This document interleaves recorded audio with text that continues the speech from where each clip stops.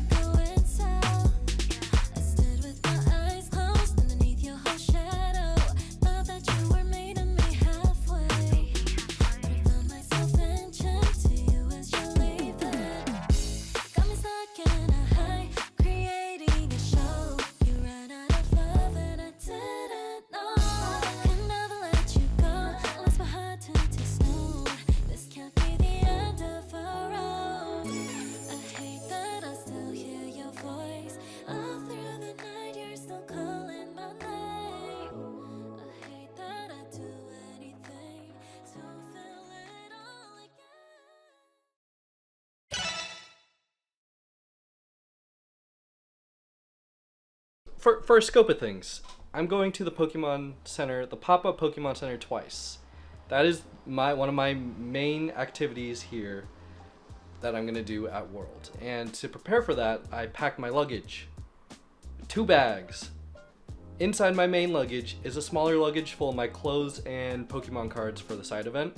So we'll see how we'll get rolling. So here's my luggage, by the way.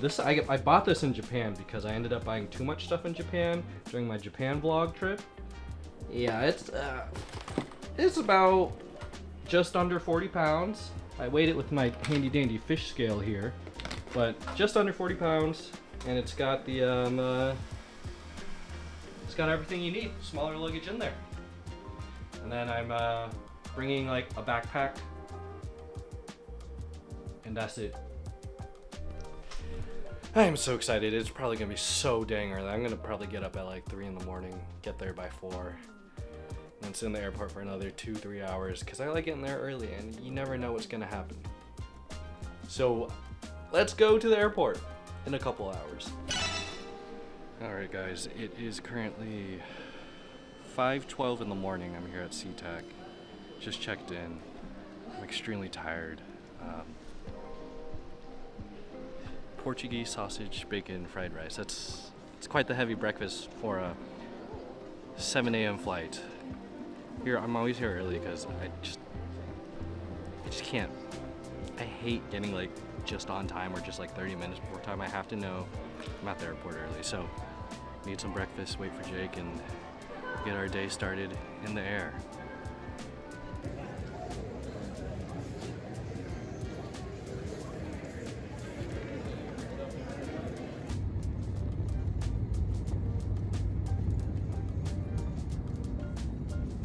Alright guys, we just arrived at our hotel and we're headed to the Anaheim Convention Center. That's where the Pokemon Center is. Here with my boy Jake. He's a little washed out in the camera. Let's get moving. I'm so hungry, I'm so tired. I'm so ready to spend money.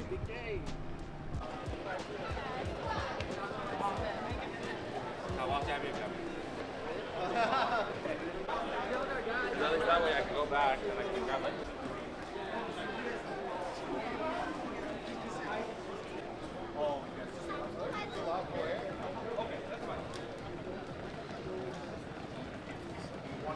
I thought you were about to walk in the center of the frame. Alright, so we are just a couple feet away from the Pokemon Center. We walked through like this whole Pokemon area of like entries to the Play Lab, to the main event center, and then to the Pokemon Center. So we still got like an hour and a half before we can actually go in there. Oh, hey, how's it going? Pretty good. And what's up? You got the buggy board. Yeah, I'm gonna go. I'm gonna go boogie back to Washington with this. Yeah. Okay, do it. I gotta put it in my car. Yeah. Yeah.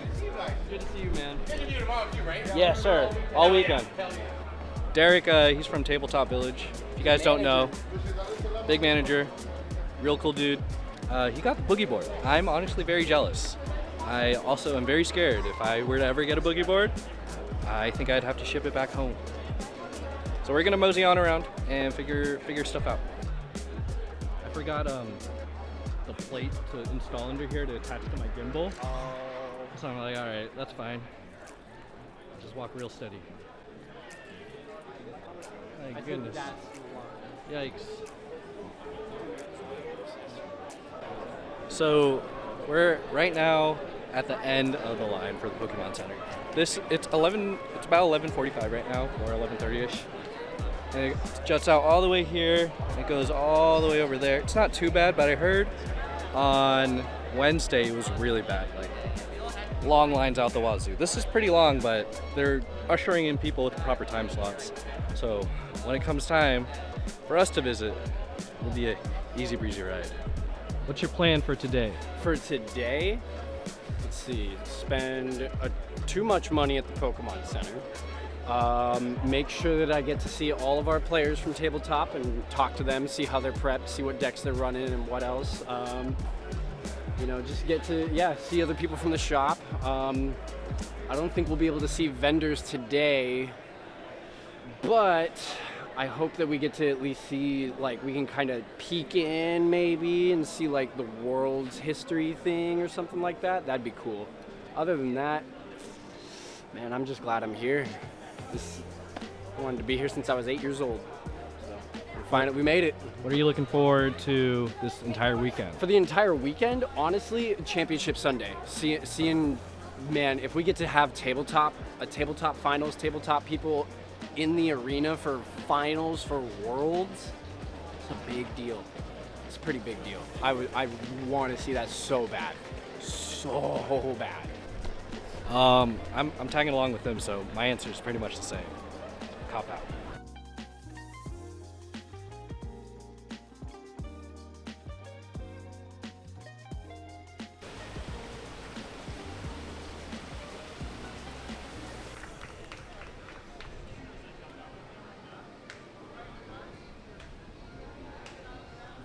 Oh yeah. That's pretty cool.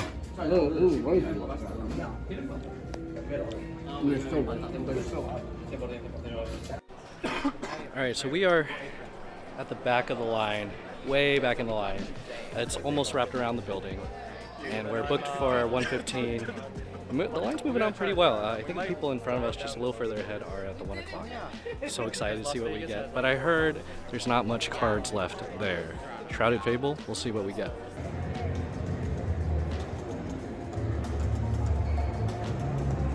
We're in the Pokemon Center. Look at this. This place is crazy.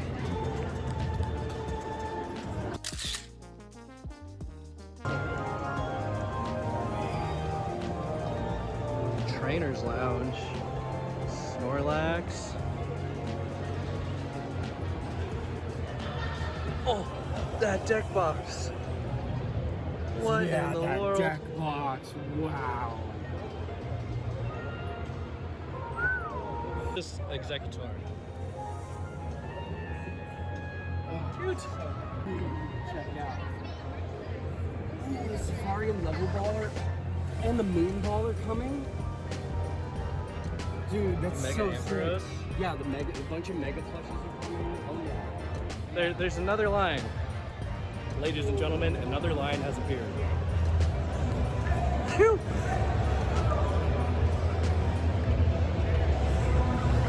That's crazy. All right, so we're in line. We're in a crowd actually, in line. I don't know if I could use my actual camera, so I'm just gonna be using my phone. This is absurd. At least it's cooler in here than out there. So the 1:15 really means like 2, 3 p.m. So I just realized I tried to grab my camera, but they zip tied my bag. They zip tied everyone's backpack, so can't use my camera. I also went to go grab my phone charger. That's also in the bag, so we'll see how much footage we get here. I'm going tomorrow also, so I'm not stressed. I'm not stressed. Trying to stay in the same place. Hold on to my backpack. Certain items have purchase limits. You will not be allowed to Oh Lord. Oh Lord. Jesus Christ. This is pretty crazy. This is going great, guys. This is just like we're all funneling into one single line. This is absurd. Super fun though. Still waiting in line. Ready in pass. We're kind of stuck right now.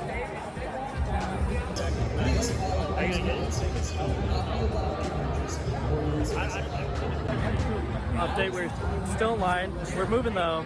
It's currently almost 2. It's almost 2, it's like 1:50. And our time was at 1:15. So just a little heads up for next year once you guys are going to Worlds and Pokemon Center. It's gonna take a minute. Alright, they're handing out bags behind me. I honestly think this is not enough for this one day. Thank goodness I'm going tomorrow. I'm gonna fill this bag up. This is gonna be full.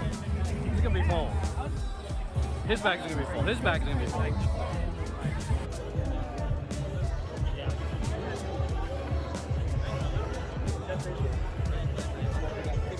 Alright, the line is moving. We're almost there. Let's see how far we get. I think we got this. I think we're gonna beat the cutoff. We didn't beat the cutoff, but we made progress. This is actually perfect because I can shoot some B-roll right at this spot.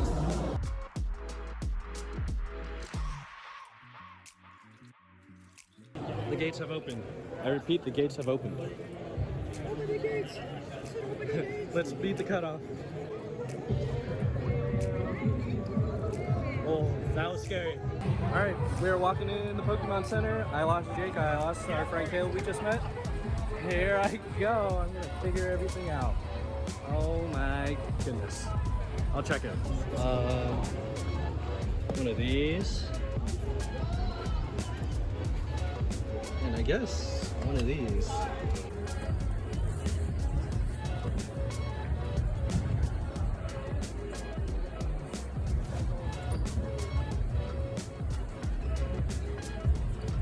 The backpacks. I have to get the backpacks for Giovanni. I can only get one? I'll get him one. And here's all the pins and stuff. Pikachu pin, Toad's Cool pen, magnets.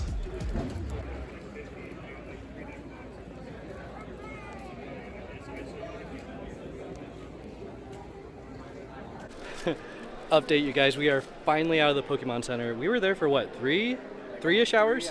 Almost 3 hours. I feel like it was probably 3 hours.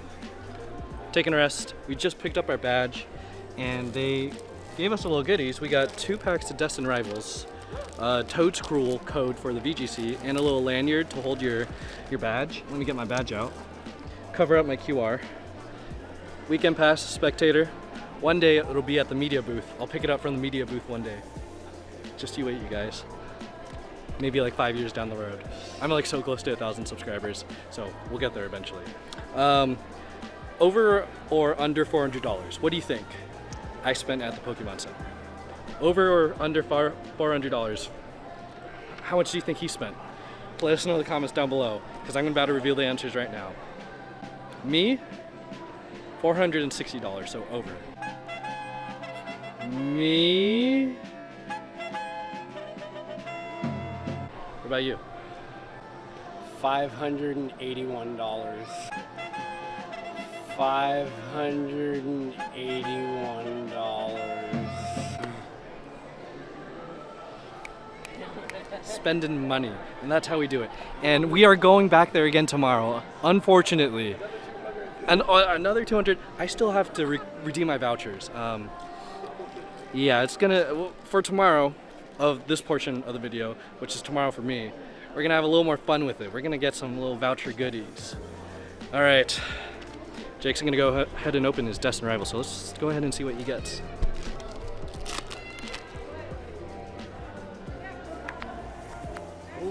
Oh. Ooh. The lava. Okay. And Artie. Mr. Articuno.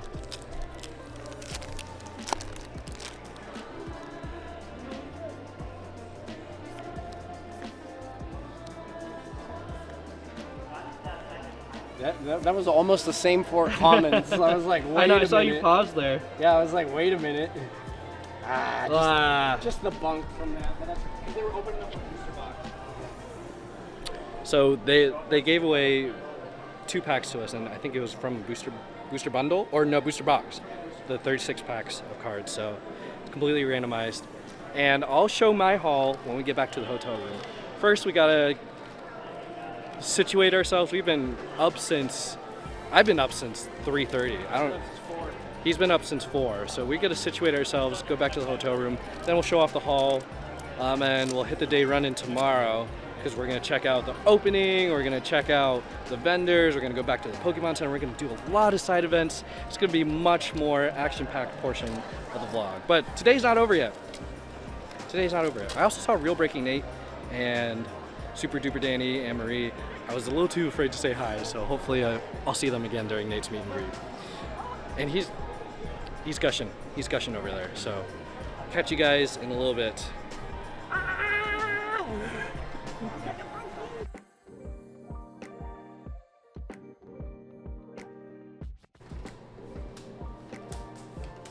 Oh, reverse power glass. Yeah, that's the only rare that I got. Or no, that's like one of 2 rares. That's really good. That's like the best bundle I've got. That was the right pick. So Cassiopeia, Jake, this is Jake's 2nd time pulling it, and he pulled the first one in front of me also, so I was witness to both of them. They got a nice Dusknoir, so this is his haul. He's got the puzzle kits, From my parents. a couple of plushies. You got From my coworkers. Yep, Bulbasaur and Fomantis.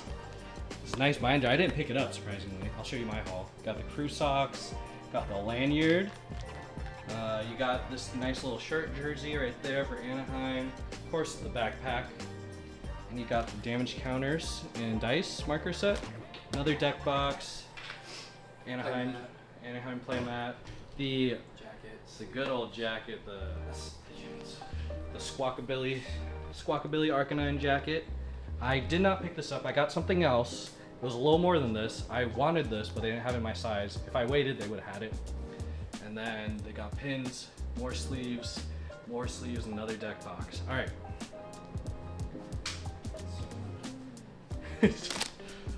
This is mine. So this is day 1, mind you.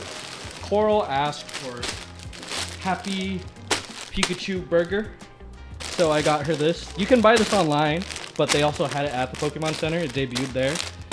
Pikachu burger in the heart of a shape of a heart. Borgor. And we got the exclusive Jigglypuff plushie, the exclusive Pikachu plushie, the exclusive Fennekin plushie, and the exclusive Machamp plushie. The Fennekin's probably my favorite. Fennekin's pretty cute. I got the statue, Anaheim statue. Ooh. If it's not too blown out, I'll fix that lighting later. I got Giovanni, my boy Giovanni, R.I.P. I mean, he's still alive, but he wasn't able to make the trip. He had to drop out, but I got him this backpack that he wanted. There's two sizes, and this one's like a little bigger. Got the backpack. I also got the dice and counter, coin damage counter, lanyard.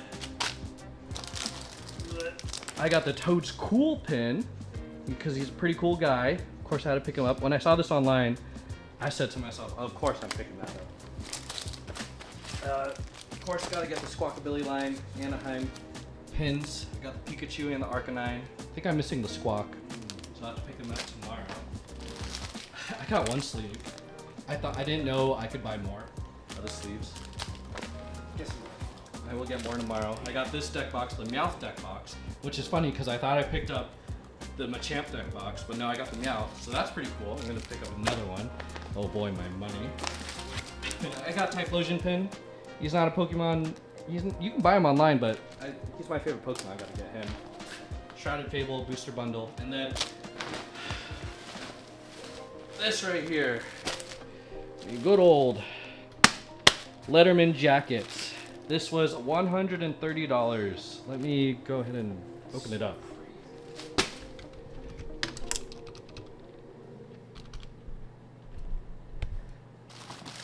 Alright.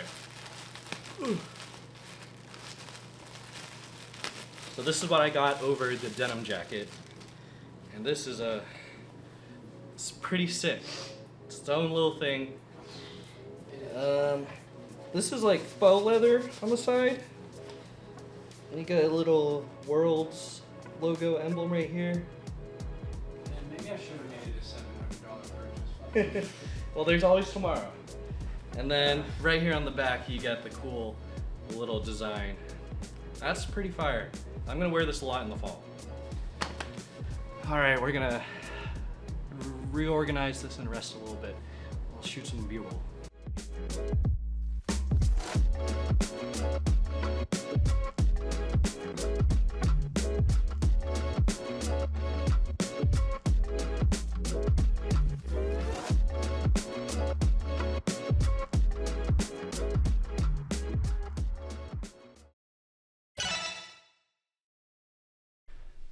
It's currently 7 in the morning. This is the view of our hotel, and just registered for the build and battle at like 4 p.m.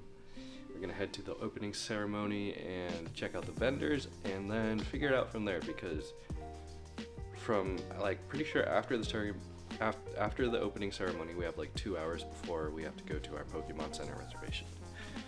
It's gonna be pretty busy. Alright, so one of my goals for today is to capture more of the Pokémon Center, because first time I was in there, as you saw, the crowds were crazy. They zip tied our bags and I couldn't access my camera, and my phone was at like 10%.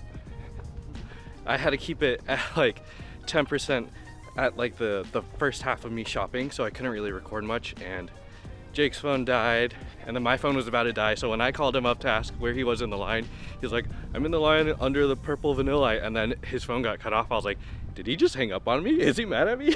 No, his phone died. I was like, okay, cool. So I'm gonna bring this camera out of my bag before they zip tie it so I could use it, because I saw people walking around with like full gimbal setups, kind of like what I'm using, but like full DSLRs or full like smartphone rigs. I was like, man, that could have been me.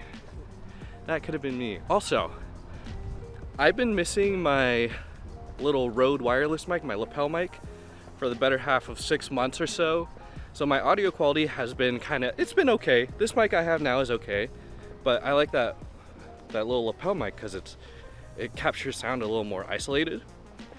And check this video out because Coral sent it. Somehow the back of my chair has gotten locked, right? And so I'm trying to figure out how to unlock it. I stick my hand in here. Haven't you been missing this? This is not the microphone you thought you lost. How did it end up here? So that's where it's been the entire time. So yeah, Pokémon Center, that's the main goal. The secondary goal is to buy the Bear Walker skateboard, because I'm going to use that to trade with somebody to get the jukebox. I'm not selling it, I'm trading it. Of course, we're going to do a little cash difference here or there. I don't know if I should say this. You know, we're going to gift each other these products in exchange because we didn't get what we wanted. It's almost 7:30. Vendors open at 8, then the opening ceremony starts at 9, so we're gonna hit up the vendors first, go to the opening ceremony, then hit up the vendors again, then the Pokemon Center, and then figure it out from there, and then I got build and battle at 4. Currently walking right now. It's like a 30-minute walk. I realize the more I talk, the more long-winded I get. So here's some more B-roll until we get there.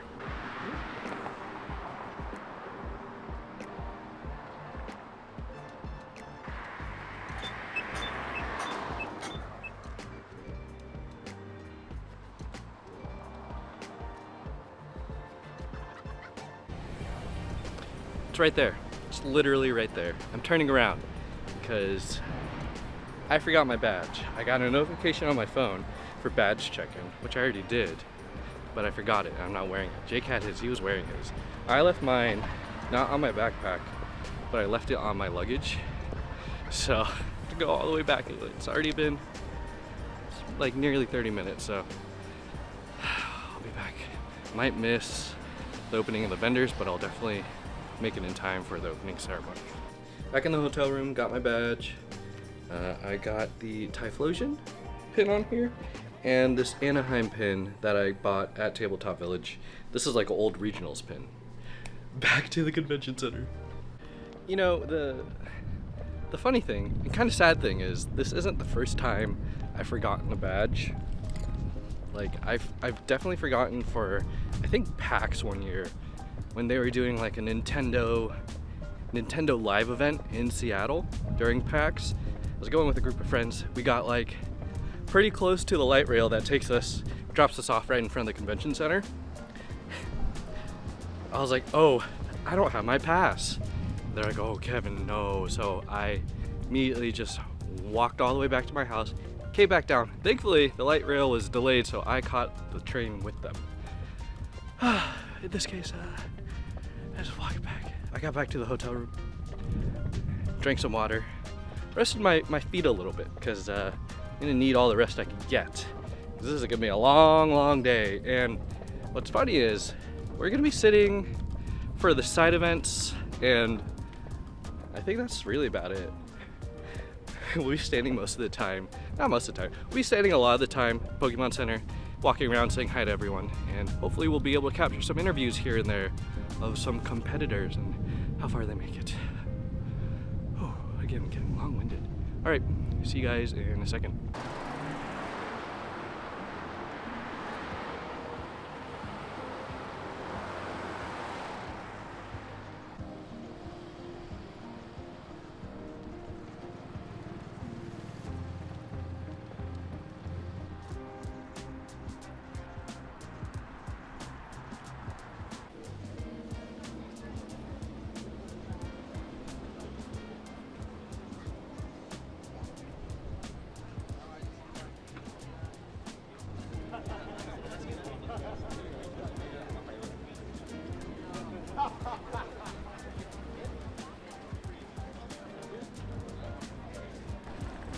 I think I'm about to approach the main line to the event hall. Oh, this is the vendor event hall.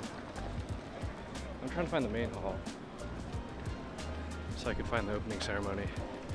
So I think it's this way. All right, so there's two lines for entry. I'm going through the shorter one because the one we just walked past was a lot bigger. I meet up with Jake. It's gonna be pretty hectic. Oh yeah, this line is so much shorter. They're just ushering people in. All right, there's security gate, so I have to turn off the camera.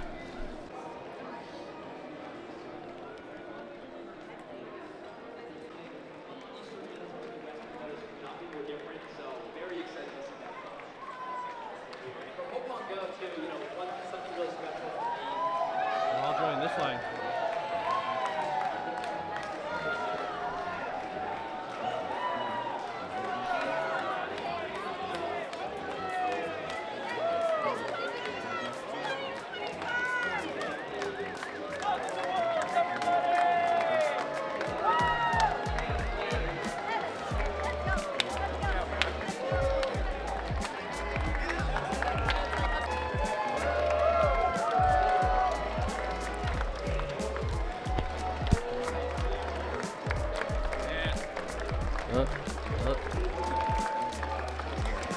This is a little crazy. They're like on both rows cheering us all. Welcome to Worlds, guys.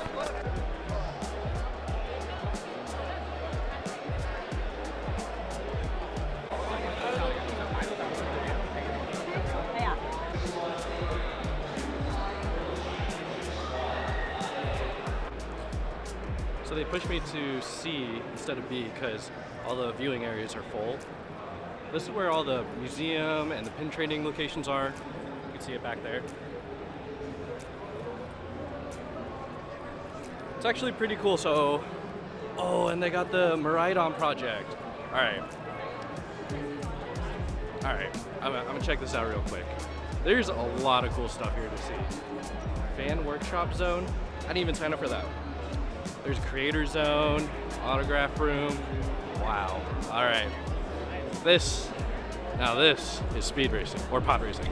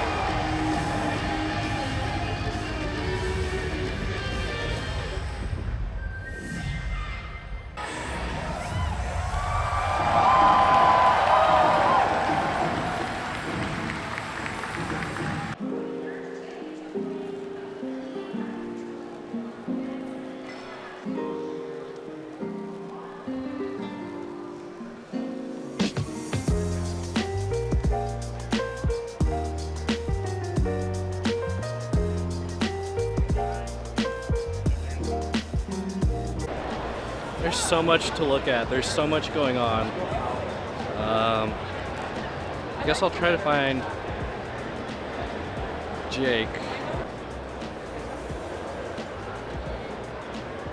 There's just so much to look at. So Jake and I are gonna split, so I won't see him for a little bit because I'm checking out all of Hall C. There's so much museums. There's collect and trade corners, more museums, black and white art showcase. Earlier I showcased the art exhibit where it showcased like the original card art, which I didn't know were that big. I thought they were all digital. No, some of them are like hand done. That's pretty cool. So you got to see the real deal in person, and that's a pretty exclusive experience. Now I got there early. That was my first stop because it was right next to my seats, or to the seats. So I got there before it got way too busy. Now I'm looking at the lines. It's gonna get pretty crowded. And this is the first day, and I imagine Saturday is not gonna be any better.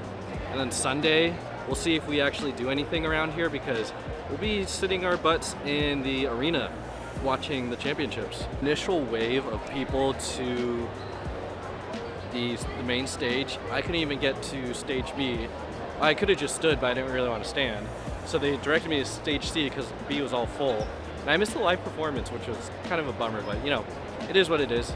I at least got to, you know, see it on screen and hear the roar, the cheers from everyone, because everything that echoes in stage B echoed into stage C, so it's the moment that counts. That was pretty cool. I usually don't follow Worlds intros, don't watch opening ceremonies, so being a part of that was really cool. And hopefully I'll be a part of the final match for TCG, and maybe VGC, because, you know, iconic Pachirisu moment, can't ever forget about that.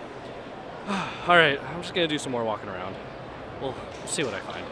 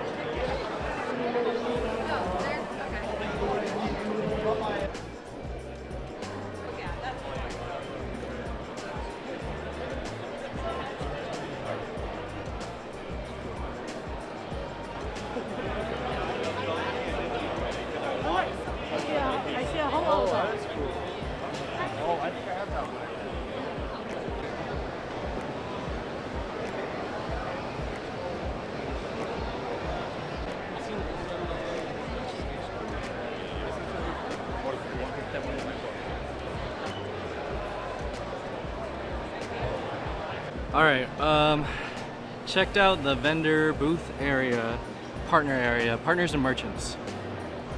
I'm not gonna buy any cards there, maybe singles, but my goodness, it is a cluster over there. It is a mess. I cannot walk through without some groups of people, like of 5+ decide to stop in the middle of the walkway.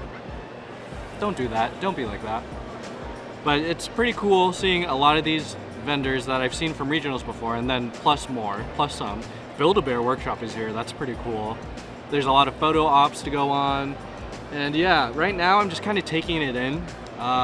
Just recording me walking around, not doing too much.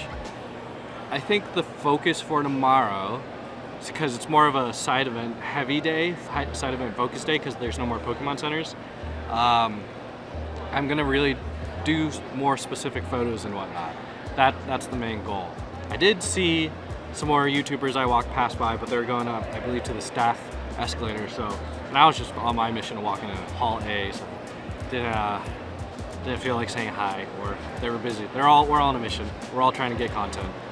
So, yeah, it's currently 9:38, T-minus hour and a half or so until my Pokemon Center reservation opens up.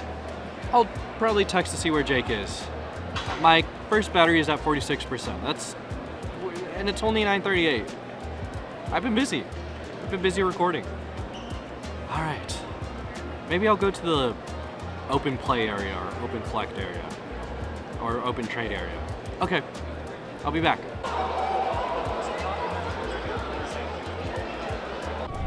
All right, we just got done watching a couple of tabletop villagers compete in the junior section. I heard a couple people won. Unfortunately, a couple people lost, but it's only round one. So we'll see how far the whole crew gets. Right now we're heading to the Pokemon Center, and I haven't been outside since I got here around 9-ish, and it's warming up. It's not too bad right now, but it's warming up. We have, I don't know, better half a 25, 40-ish minutes until, that's a big time frame, until we get to go in the Pokemon Center. I'm seeing people walk out with like the jukebox and all this other stuff. I'm very hyped. I'm very hyped to get stuff.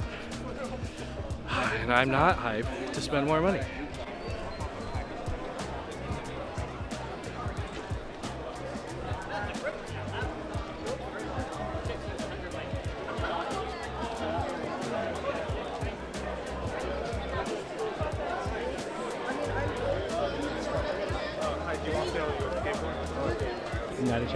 Yeah. Yeah, I recognized her profile.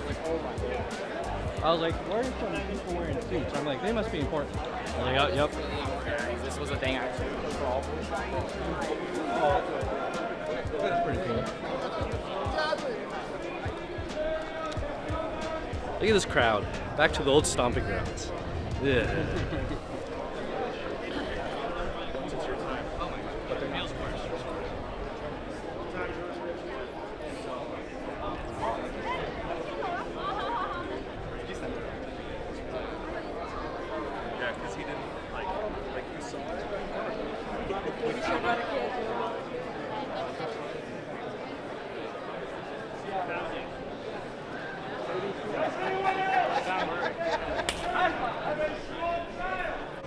Alright, so that took about, I don't know, 45 minutes just to wait in line and then go through security.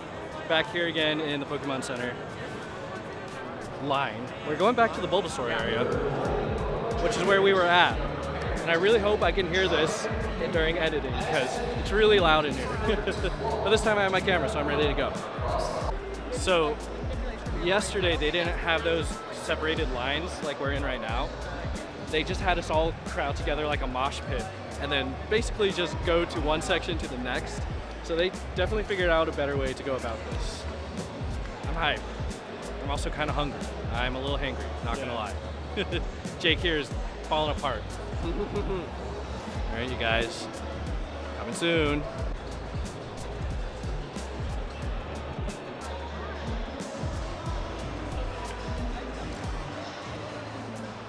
All right, so they just let the Charmander line go through, or going through to the next section before the gates into the Pokemon Center. I think they're gonna go Pikachu after that and then Bulbasaur. So that's probably another half hour or so waiting at the very least. We'll see. At least there's a DJ. I don't even know if I can play this without copyright. I'll probably be playing like music over this, so that's why you'll be like, what is this? Be aware there Is this copyright? purchase limits for specific Is this copyright? items.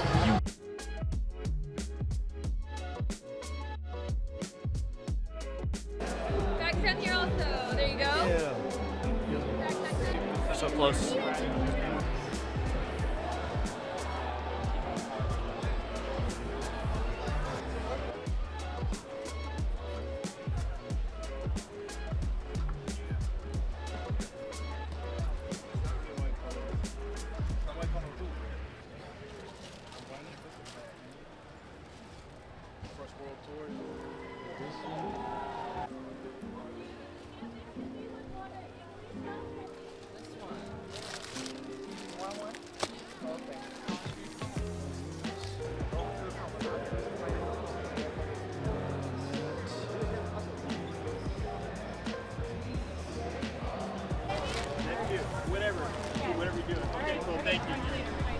That was rough. I finally found an XL. I was looking for a large, but XL will work just fine. Now, the only thing I'm really looking for or missing is the Rockabilly playmat. I don't know where that is, and I don't know if they even have it. All right, I just learned to get the Arcanine playmat. I have to line up in the beach section, and there's a window where you can line up and get it. That's where Jake got his. He said there's a lady handing it out. If they still have it, we'll see. If they don't have it, I'm not bummed. If they don't have it, I'm just gonna go straight to checkout and get my vouchers going. So let's go on a little adventure to go find it. So I'm currently past the skateboard, heading back into the beach, and I see the window. Okay. Let's see if we could get this playmat. Oh, that's what that line was for. I was wondering why there was a line. I kept seeing this line. I wasn't quite sure what it was for. Now I know. I thought they were just lining up to check out, but no. Let's get the Arcanine playmat. All right, let's go.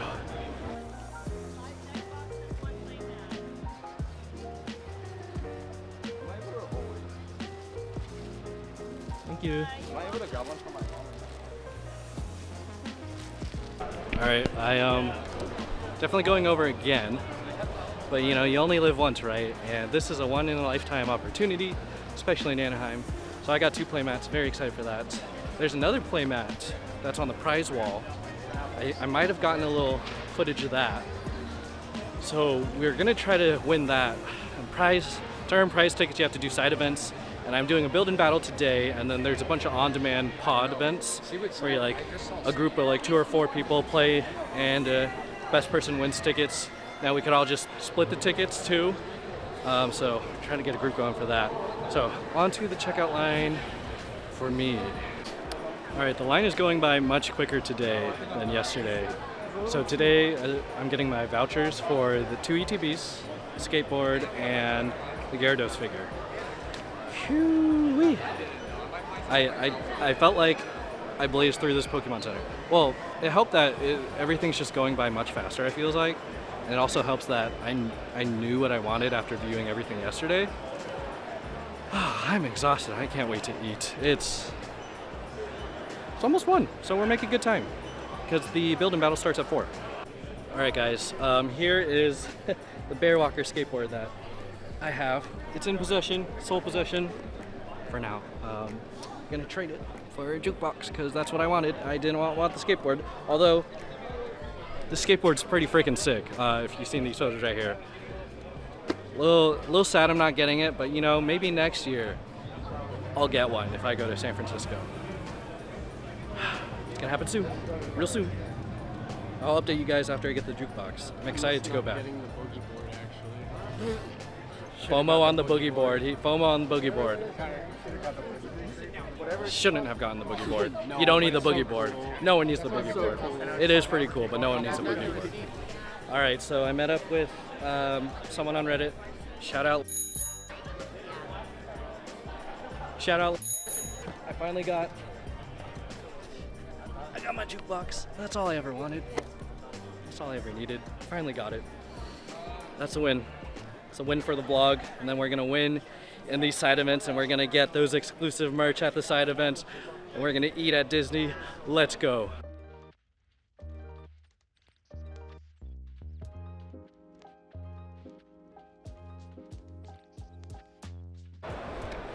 All right, so we are back in the side events area. I'm right behind or in front of the Lucario statue. I don't know if you guys can see that. Just went to the hotel, dropped off all of our stuff from the Pokemon Center, and then went and had dinner at this hot chicken place next to this place called Pizza, which we had lunch at yesterday. Build and battle, 242 people registered so far. That starts in like 35 minutes. Just gonna mosey on around, see what's up, see what's what. It's nice to be in an AC'd room. So tired. Not hungry, but hungry for these prize tickets. Let's get started. All right, so the build and battle tournament starts here in like 8-ish, 10, 5 minutes, one of those. Checked out the vendors. I haven't bought anything because I think I'm good. I spent a lot of money. I spent too much money. I'm not joking. I spent too much money. I budgeted for this, but I don't think I budgeted hard enough.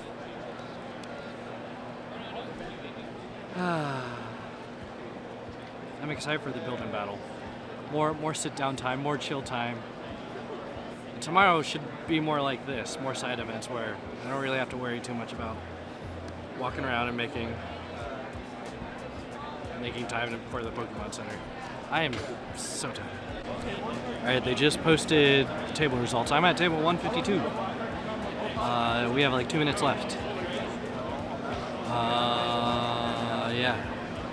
I hope it's Dustin Rivals because I missed that build and battle because I was out of state for work. So now I get an opportunity, another chance to do it.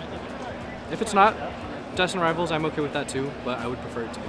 Alright, so round 1 of the build and battle, I got Typhlosion. Finally got Typhlosion. He was the Pokemon I was looking for, the stamped one, the only stamped one that I cared about.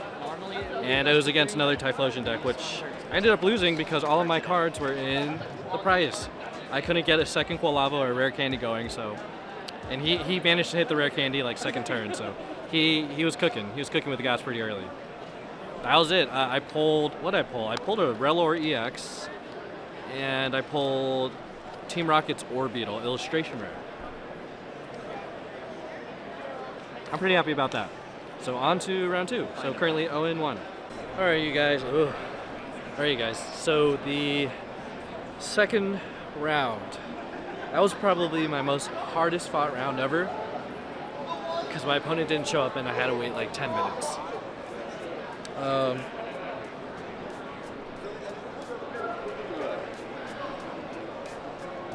It's pretty crazy because the judge came up behind me and she said, "Did your opponent not show up?" And I looked in front of me, I looked to my right, she wasn't there, and then I looked to my left and she was there. I was like, oh, okay. Like, where are you? Where are you going? So they were credited with late, and then like a couple minutes later, they were credited with the loss and they took the match slip, and I said, good for me. So I'm 1-1. Come on, man, just drop out. Drop out. Don't make people wait. Just drop out. Or do, actually. You know what? Keep doing that. I like getting these ones. Round 3. This was against Tyranitar. My first time facing it. That's pretty cool. That's a pretty neat deck. I think Typhlosion and Tyranitar are the more stronger ones in this format. I lost. I put 6 prize cards down, and we were already like 2 turns in, so I called a judge. He said just shuffle 2 back in. I noticed that when I didn't pull any Ethan's Adventures, and then I looked in my prize deck, and I saw I didn't have anything there, so luckily I drew into an Ethan's Adventure eventually, but it didn't matter. He like routed me really quick. Yeah, 1-2. 1-2, 1 more to go. It's almost 7, you guys. This is so slow. This tournament needs to be quicker. On to the final one. Maybe we'll finish out 2-2. All right, round 4, the final round. Just lost. I'm so tired. I was simply outplayed. They had Typhlosion and Tyranitar. Functioned pretty well. I'm missing Ethan's Adventure. I could not get anywhere without a 3rd Ethan's Adventure just to make it remotely more competitive. I'll find Jake and we'll grab dinner, and I guess I'll recap when we get back at the hotel. See you then.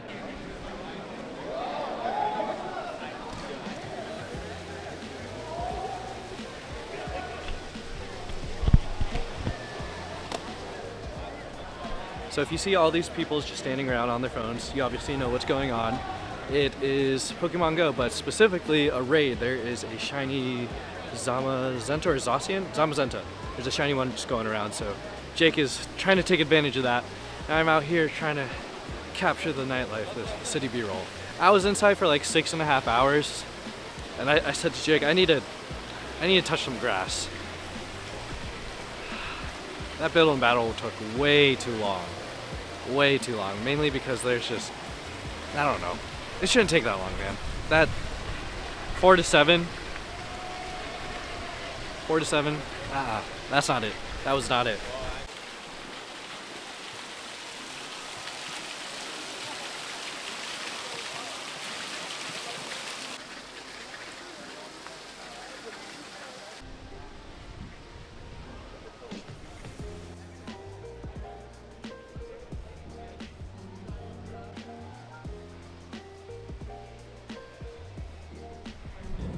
All right, we are headed to what?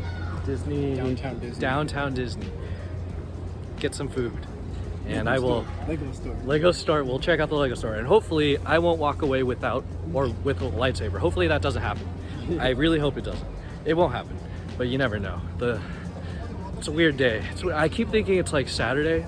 It's only Friday. See you there. See you then. So much Pokemon, man.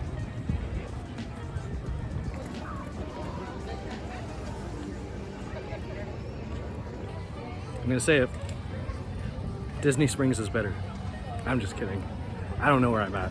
It's downtown Disney. I keep asking Jake what's the name, and he's like, downtown Disney. Learn the name. I'm like, I'm sorry, I keep forgetting. This is cool. Yeah. It's alright.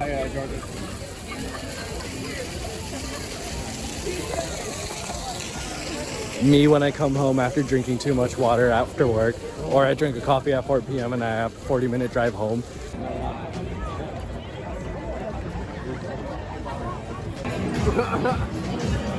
Like, what?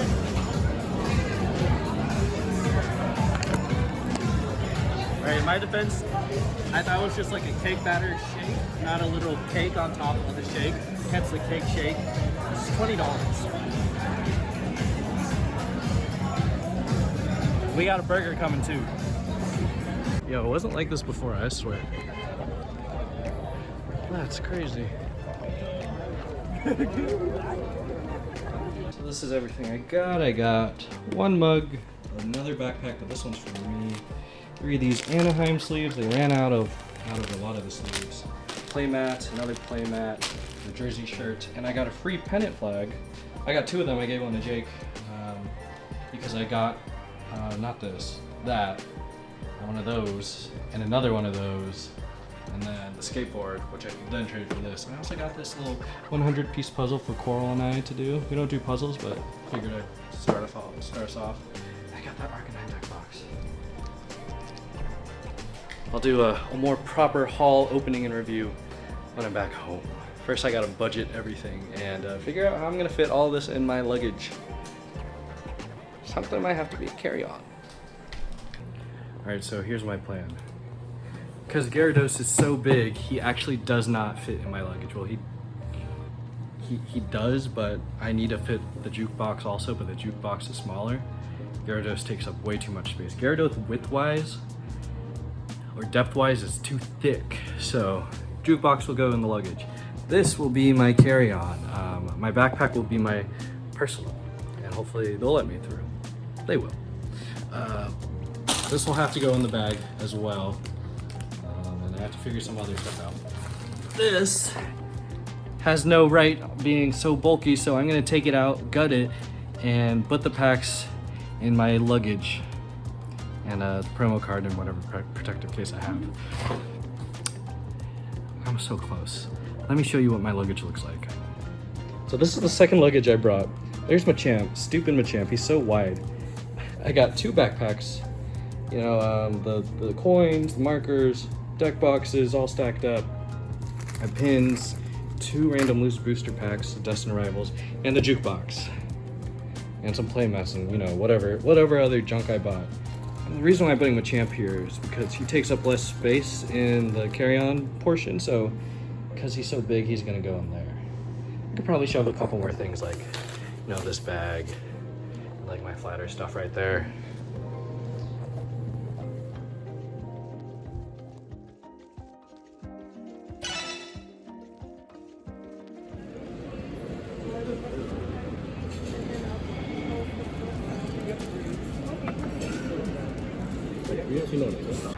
All right, so we are currently walking to the convention center once again.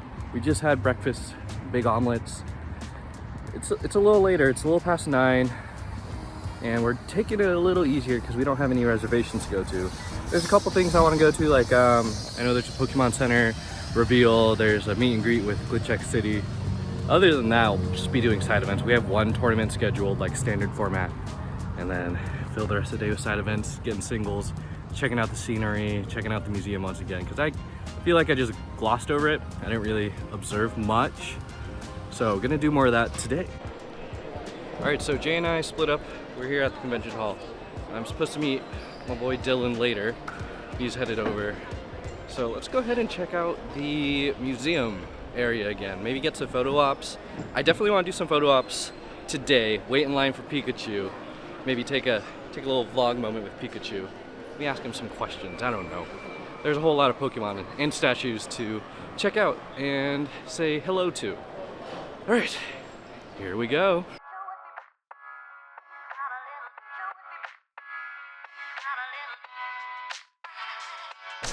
Okay, for sure, have to do the collect and trade corner.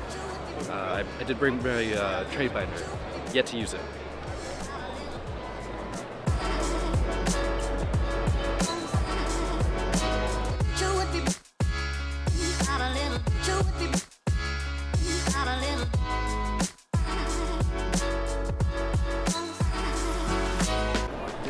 The 2014 Worlds Pikachu with a pirate theming, that is peak. I need that.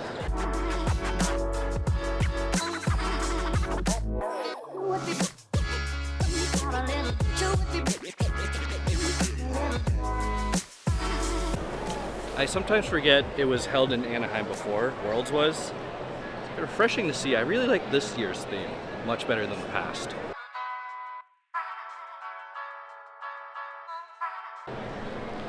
In San Francisco, I think for next year they're gonna do Wild Wild West theme because they already did, you know, the whole what's the vibe, like trolley transportation scene. So I think they're gonna do Wild Wild West.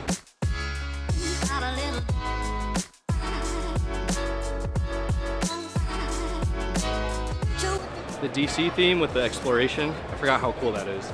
I also need that backpack. I desperately want that. Now, Yokohama was surprisingly the first time they actually had it in Japan.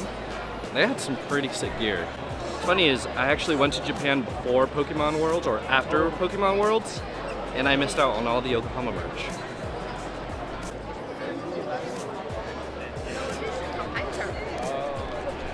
So that was all the competitor stuff. You can't really get any of that stuff unless it's secondhand, unless you're a competitor. So everything you saw there, you couldn't really get in the Pokémon Center.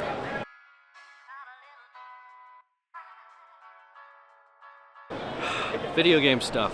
Fun fact, my first ever one was Soul Silver. I couldn't get the ones on the Game Boy because my parents said it's too expensive. But until I was like, I don't know, in my tween era. So I couldn't really get those. So everyone had Fire Red and Leaf Green or like Gold and Silver back in the day, and I had Pokemon Pinball, which was a fun game, but it wasn't a mainline game. So I played the heck out of Soul Silver.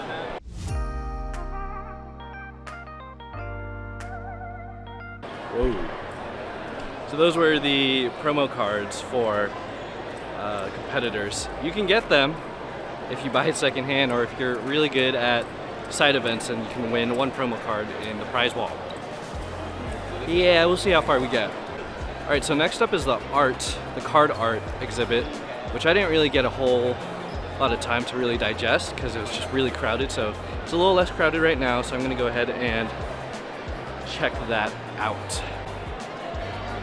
Love this Larvitar. That's so cool.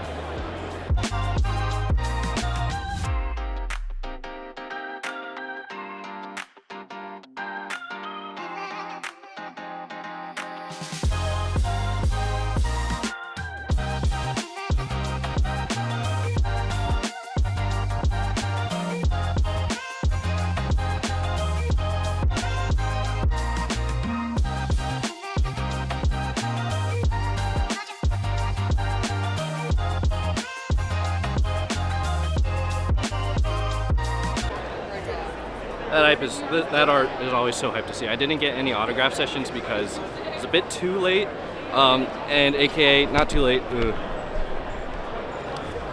wasn't too late. I was unable to secure an autograph. They said, no, you're not lucky. So I said, all right, that's a shame. So one of my favorite arts right here is the Larvitar, mainly because it's one of my favorite lines. And then of course, the Miraidon EX has a special place in my heart because it was the first ever Pokemon set, like full non-special edition, like regular set that I completed. So SV1, first ever set, has a special place in my heart. And then of course everyone's favorite, Latios and Latios.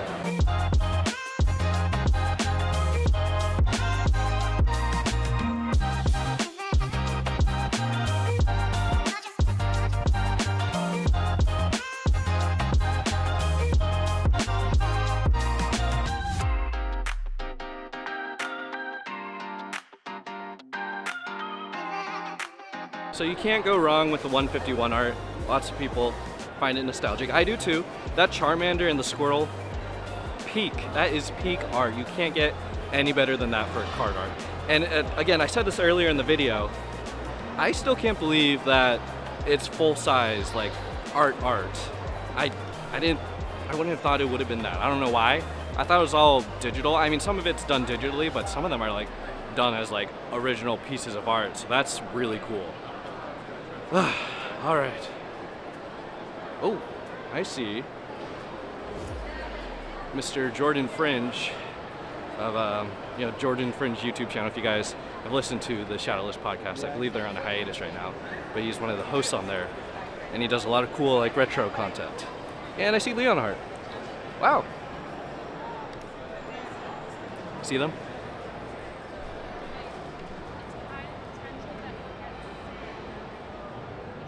That's pretty cool. All right. Found Dylan, and Jake is somewhere. All of the on-demand side events are pretty much booked, and the day just started. We are going to do the standard pod. We wanted to start with a raid battle, but they're all sold out. So we're just gonna do standard pod before our main registered Arcanine standard tournament starts. Get the blood flowing, get things going, and then after that, I don't know.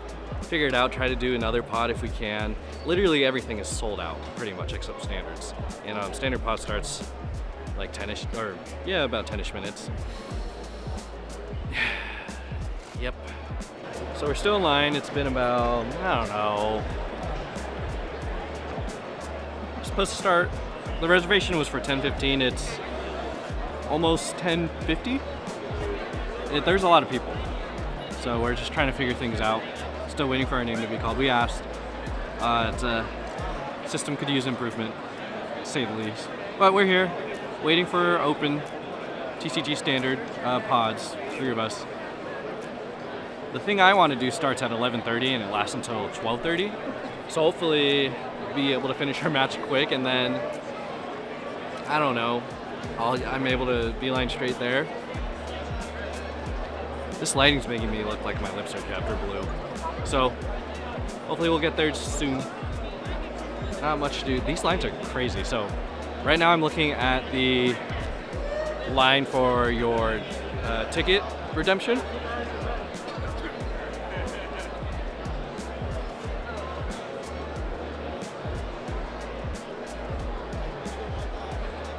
Cannot be me. That is a long line. It's like the Pokémon Center line all over again. It's huge. So, yeah. Here we are. Just chilling at the tables. That's all we could do. All right, so side events are kind of a wash right now because it's been near an hour. It's like 55 minutes on the dot, and we still haven't been called, and we've been asked, like we asked questions and whatnot, and our pod was at 11:15, so we weren't able to do anything. Thank you. Stickers. So I'm right now headed to a meet and greet session for Glitchuck City. I think Jason in the Rain and someone else, I forget what her name is. I don't really know the other two, I only know Glitch. So I'm gonna check her out, or go see her and get a card signed. Excited about that. I've been looking for just one autograph, at the very least. It'd be cool to see the other people I like to follow. But Glitchuck City makes great music, so I'm gonna go ahead and stand in line. I'm about like 25 minutes early, because it opens at 11:30, and it's gonna take a while to get through that line. All right, here I go.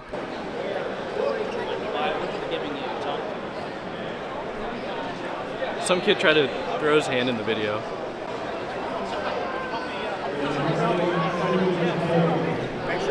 Brittany. Great. Yeah, that's the best. I think you got that for me.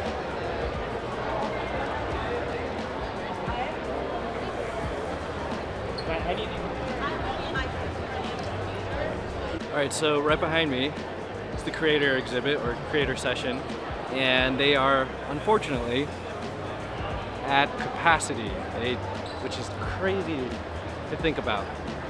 So there must have been some reservations or something, which I probably might have. I think it's like walk-up availability, but they said 11:30 is at capacity, so Unfortunately, I am not able to meet and greet Glitch X City. Maybe I'll see someone out and about, but that's a bummer. I guess I'll go back to standards and standard pods with the boys. This morning has just been a lot of waiting, and it's unfortunate. This Saturday isn't going how I wanted it to be. But, you know, still have a whole day ahead of us. That just means more time for side events, and I still have one event where I could watch a Pokémon Center reveal. So I'm gonna try to get there early so I'm not like pushed out due to capacity. All right, and we'll walk back to the tables.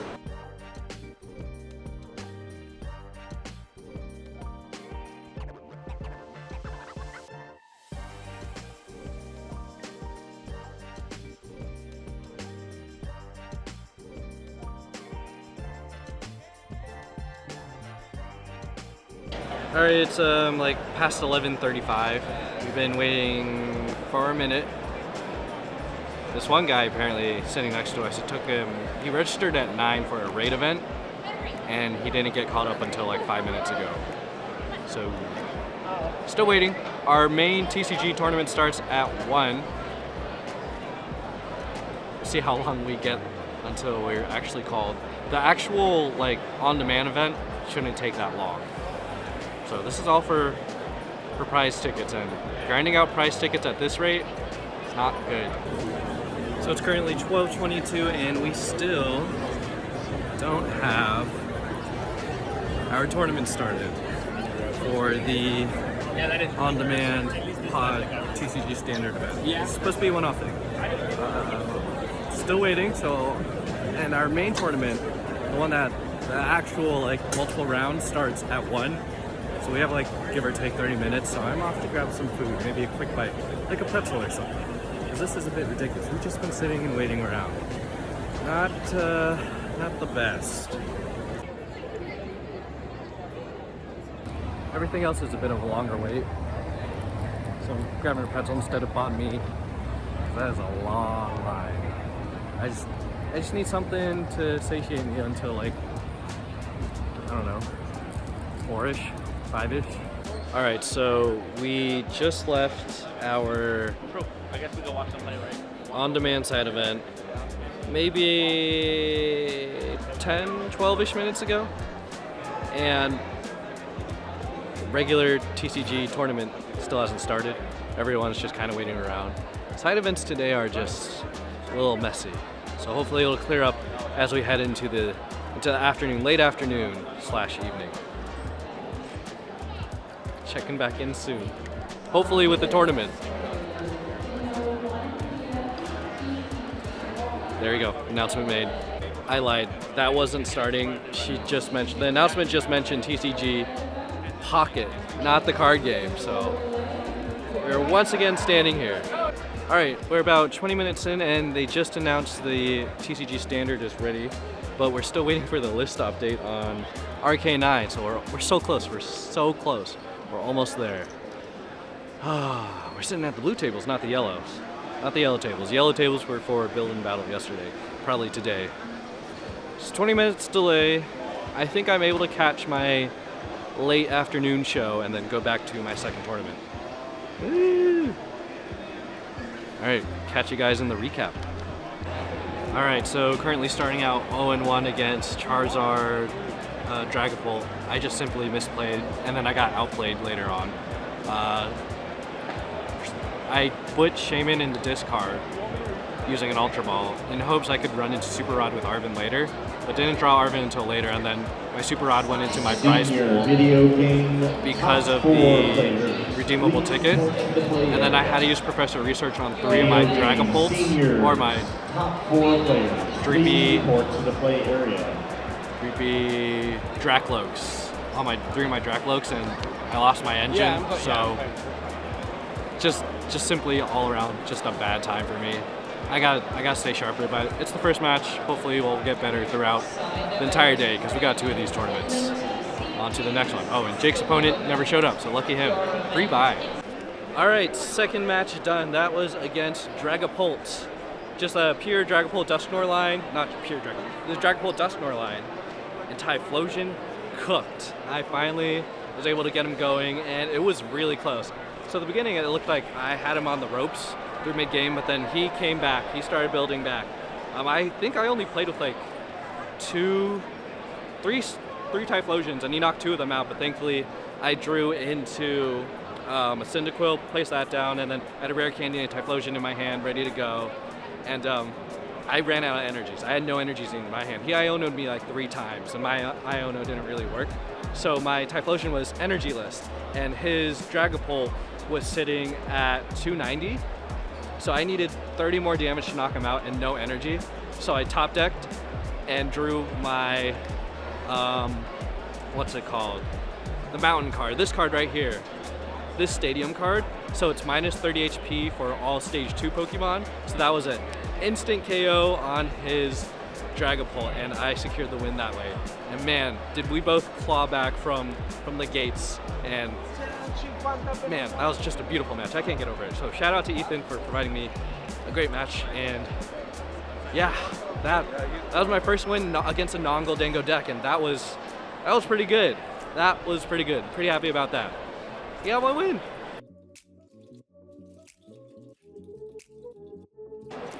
Round 3.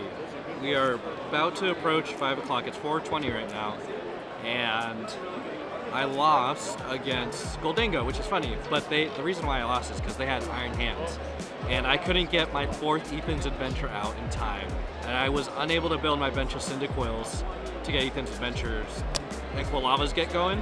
So I think what I have to do next time is don't worry so much about minimizing my bench, focus on maximizing it, just so I could have better chances at getting Ethan's Adventure out in the open, and more chances in running into like Earthen Vessel or Professor's Research to get those Ethan's Adventures in the discard. Because that Iron Hands really messed everything up.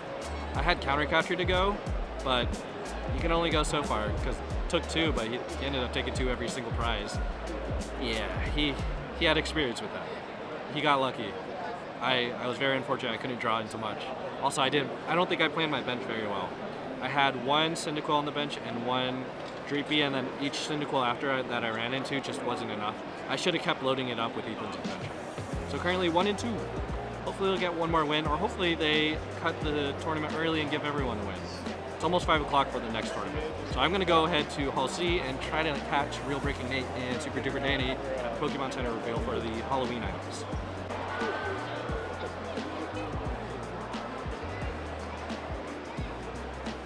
Alright, looks like we're approaching the stadium, or the hall, or the platform, the stage. Approaching the stage for Pokemon Center reveal. I can hear them, I can see them. I'm excited to see what they can reveal, and hopefully I'll have signal to, get ready for my next match. I'll stay around for like 5 or 10 minutes or so. I wish I could have stayed for the whole thing, but this is kind of ridiculous. But yeah, it is what it is. You hear that crowd? It's crazy. Lionel train set right here. The Winter Express. Look at that. And we're gonna take a look at it too. We're gonna open up this box and take a look at some of the items inside of it. Oh, I want to be very careful. Train. Very careful with this. Oh, train. Like, you a big train person? Don't run the train. Now that's pretty cool. They just revealed the exclusive train kit, the lmao train kit. And it's so funny because I would totally get I would get into model trains. I really wanted to as a kid, but they're kind of expensive. Like, I believe the last time Pokemon Center did a lmao train set was maybe $200, $300, $400. It was not cheap. It was pretty expensive. This lighting is making me look silly. So that's pretty cool. I don't think I'll pick it up. We'll see what else they get, but they're still going through the box, and I should probably get to a place where I can get reception and check on my next round. Oh, well, I have reception here, so I guess this is fine. With the zaps going on in the front. Yeah, this is sick. I think I have something that is somewhat similar. A complimentary item, perhaps? If I end up not going to the arena tomorrow and end up grinding, I should really take the time to do these photo ops on the side with the Pikachu and the Gengar and the Charizard. I said I was going to do that yesterday, but I ended up not doing it because it's rough because these side events are taking up so much time and you can't really plan around it because you got to be at your area or at least be ready to go. This is just unfortunate. Hopefully tomorrow, if I do end up coming here again tomorrow, because or maybe towards the evening, once things die down at the side event area, because this tournament's supposed to go until like 7 or so, 5, 6, 7, 3 hours. We'll see if they actually do that, and maybe if I can, I'll mosey around and get some photo ops. But once it was past 6 p.m., they shut down the vendor area and the partnership area, so you couldn't get photos with Pikachu. So I'm pretty sure they'd close Hall C anyways. All right, I'll head back. I'll go meet with the boys and see how they're doing. All right, y'all. Good news, great news, amazing news. 2-2. I just won my final match, round 4. That's because they cut it short because the 5 o'clock TCG tournament is about to start in like 5 minutes, so they cut this one short. Thank goodness. That means I got 2 wins. 2 wins, 2 losses. Not bad. I don't know about the next one. I'm honestly pretty sick of playing today. All right, how'd you do? First round, my opponent didn't show up, so that was a win. We'll take it. Second round, went up against Poison Pack Roaring Moon. I think that's a little bit more like respectable version of a Poison Pack because you have to strategically discard that stadium for Roaring Moon. So like, do you want to get the poison hit and they don't take a prize card, or you take prize cards, but they don't get to fez their next turn? Or do you take out the stadium and do the damage and all that, and they still get to fez, but you take a bigger knockout that's more important? So she played that really well. Third round was against a guy playing a mix of EV Box and Terra Box. Yeah, I ended up dealing damage to the Wellspring Ogre Pawn in the beginning, setting it at 120 with Clefairy, and then he switched out and started doing the EV strat, and then from there I was just kind of playing the game with him, responding, and then it just came down to the end where I was like, yeah, boss that up for weakness with a Amp You Very Much for 3 prizes to win the game. And then they called tie, so we're gonna be 3-1. Didn't even have to play 2. All right, Eleine, how'd you do?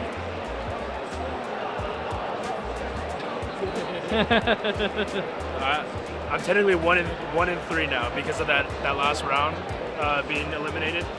But the I noticed like two of my 3 matches that we actually played were counter decks to Goldango, and because I'm so new, I'm not only am I like pretty bad, but it's also just like I don't know how to like react to like counter decks, how to play against it. So it's all a learning process. Hopefully we get all points through like other on demands or whatever. You did good. All right, you guys, first match on the 5 o'clock tournament. It was a rough one. I had to wait 5 minutes and then 10 minutes, and then my opponent didn't show up, so I got the win.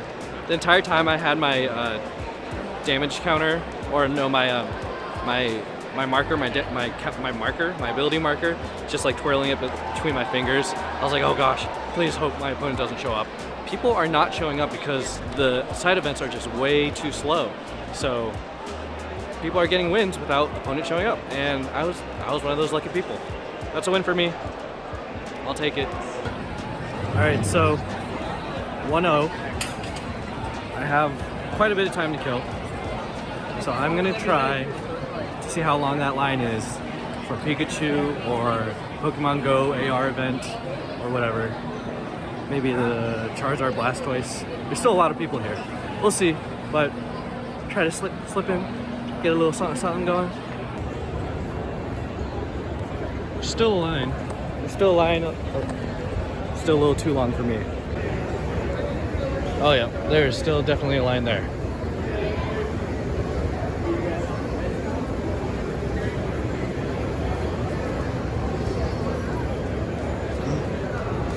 The line's not that long though.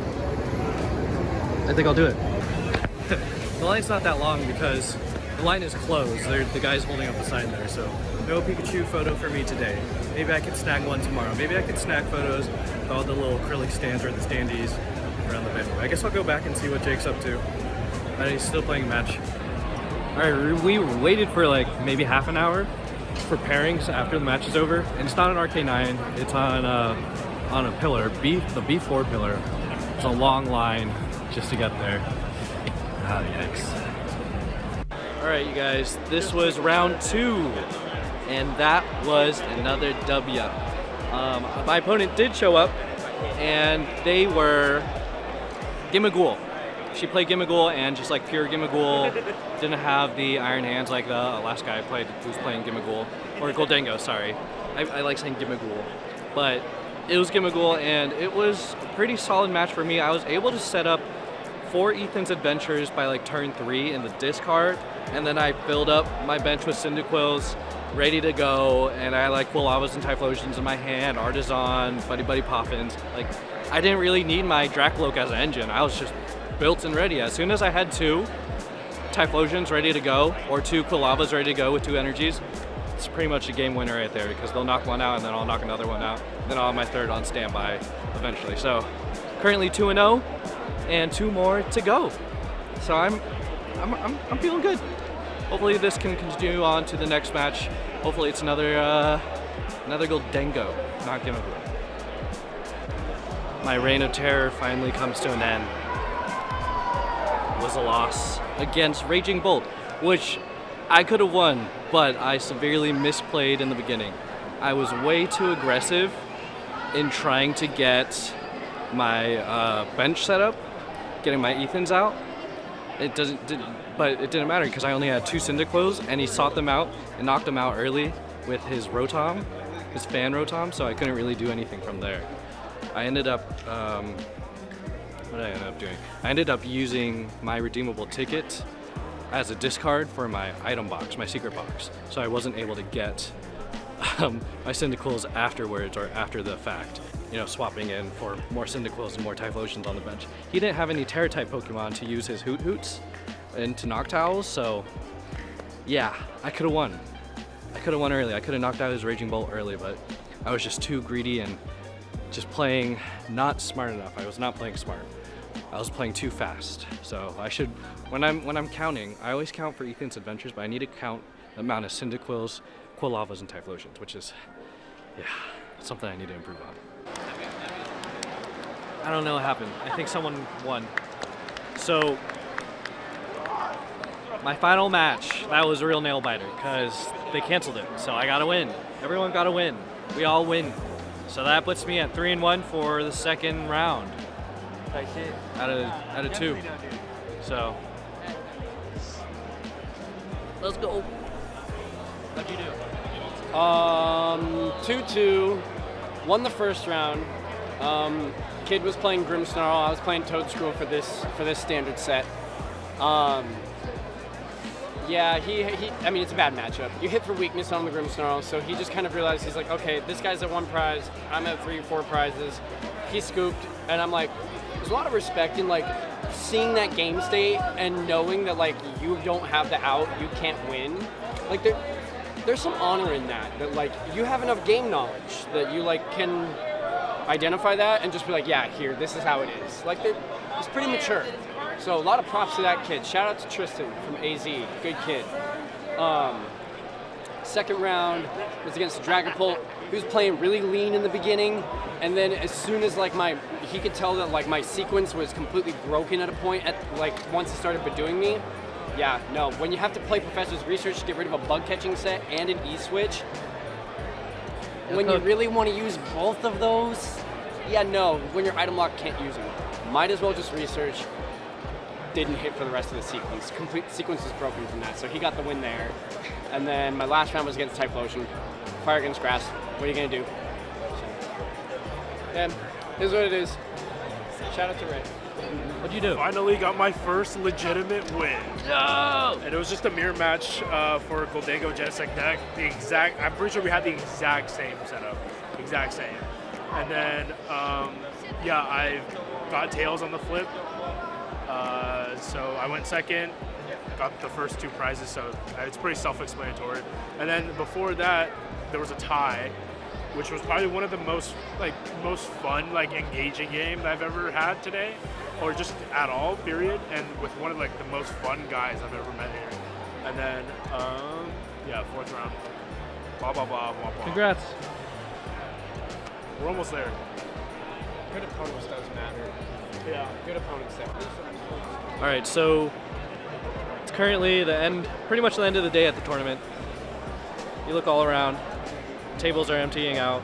The only thing that's really playing is Go. Pogo's playing, and there's a crowd. It's not as popular as the BGC or TCG, but there's a crowd. So we're gonna go ahead and, you know, wrap up here, end our day, see how far we go in the world. I mean, just look at this. See you guys next time, or tomorrow, or for dinner.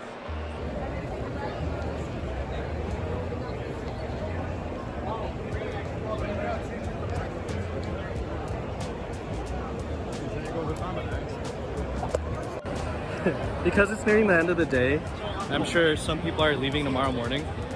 That prize wall, that's nasty, dude. That's a nasty prize wall line. You're gonna have to wait in there for a minute. I hope I get enough to get the promo card. It's at 500. I don't think I will, but I'm gonna try my best. If I don't, I'm gonna try to get a lot of booster packs, as much as I can get. I already have 10, 11, 12, 13 booster packs guaranteed. So that'll help fund, not this video, but a future video. So empty. It's like an end of an era. It's not even Sunday. Hey, wait a minute. Huh? Huh?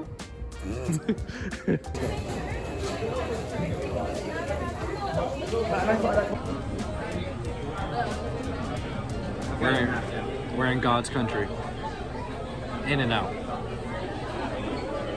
It's been a while. I like In and Out. I also like Dick's if you're local to Washington, or Western Washington. It's pretty good. Comparable? You can't compare them. They're different. They're meant for different audiences. No double-double. No, I did get a double. No animal style fries. We'll see. We'll see how much I pound this double-double and the regular cheeseburger and fries and a medium drink.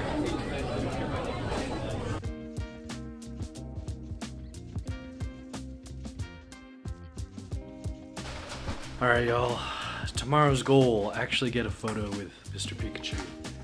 And then maybe someone else before the build-in battle at 9. And then tonight's goal is to pack everything, because we leave at 9 p.m. for our flight, and we have to check our bags in the hotel before we even do whatever on Sunday at the venue. So I'm gonna be walking with the backpack. That's my airport gear, essentially. I'm thinking I might have to finagle some stuff around. Don't know how I'm gonna do any of this, but we'll figure it out. So the first thing I have to do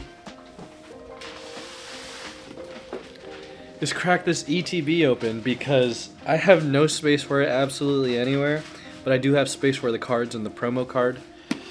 All this cardboard, as much as I like to keep Pokémon Center exclusives of the ETBs like intact, I think I might have to sacrifice this one goodbye. I think I might keep the sleeve though. So I'm gonna go ahead and crack this open and get the cards out and put it away, and I'll keep you guys updated. There's literally no point in me showing you me opening this, because I'm not opening the cards. I'm gonna open the cards when I get home.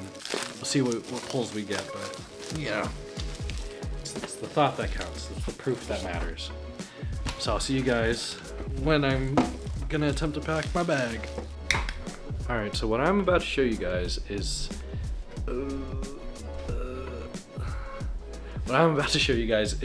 the absolute limit of my big luggage and everything that's gonna go in there. I think the Pikachu and Fennekin might go out, but I've tested it before and it closed without them. So let me show you. Okay, so you got this cover for the ETB, you got Anaheim, pennant flag, my jacket, the sleeves, the jukebox right here, my mug, all the loose booster packs for White Flare. Got the counters, the deck boxes, puzzle, my champ, and the backpacks down here. Oh, my card sleeves. Yep. Prop those up. And that's pretty much it. Don't think I can squeeze anything else in there. Jigglypuff is a little too big. I don't think Jigglypuff can fit. And then This menace, the Burger Pikachu. I don't know where that's gonna go. And then Gyarados. Yep, that's gonna have to be like a carry-on. I'll have to compare it to the size of this, because this is a carry-on that I'm gonna check. But I have to see if this is like as wide and if it could fit in the, you know, the whatchamacallit, the overhead bin. Yep. All right, Jigglypuff actually fits. I've yet to zip this up, so let's see if it zips. But I managed to squeeze Jigglypuff in there. She's just gonna be a little squished.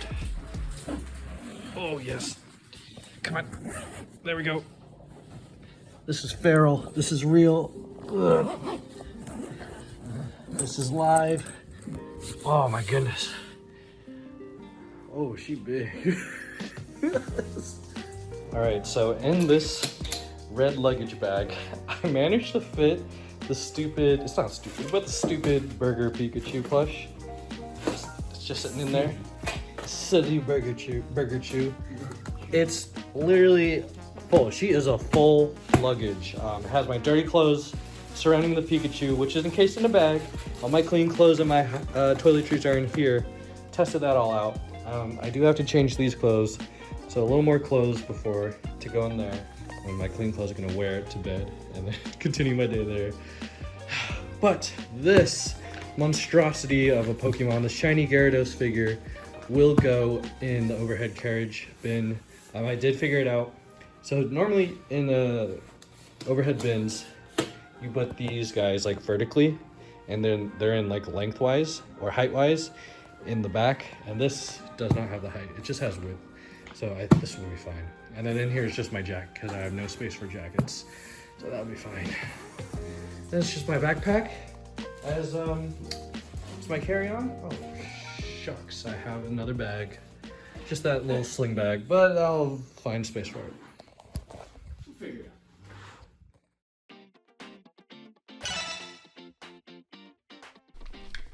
Good morning, it's about 7:20 and we packed everything. We are ready to get our day started. We're gonna head down to IHOP and drop our bags off at the hotel. This is what my situation looks like. Got them tied together. This is balancing on top of the big luggage.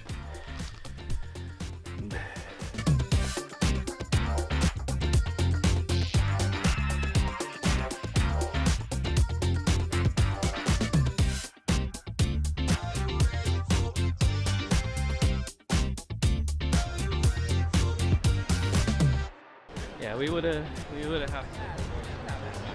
if we were gonna enter the arena, we probably would have to have shown up at like 7 a.m. if we wanted to get a decent spot in the arena. But we're not showing up. Not today. We'll catch it live on the live stream.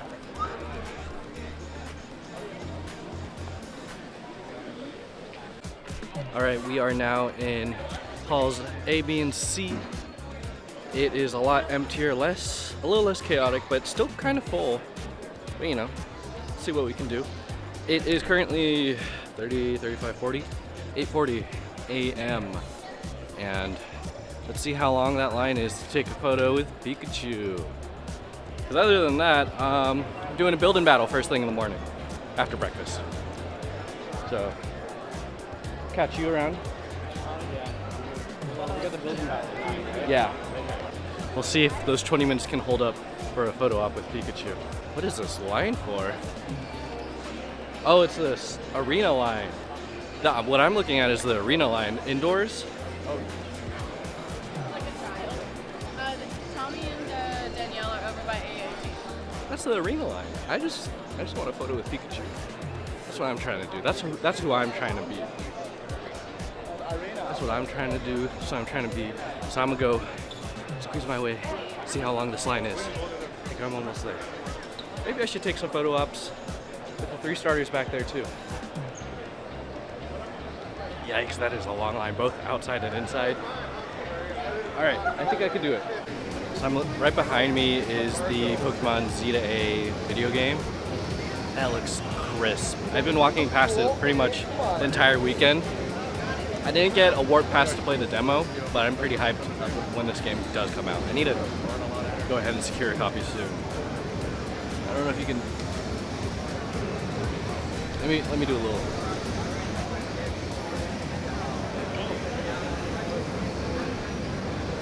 Buttery smooth.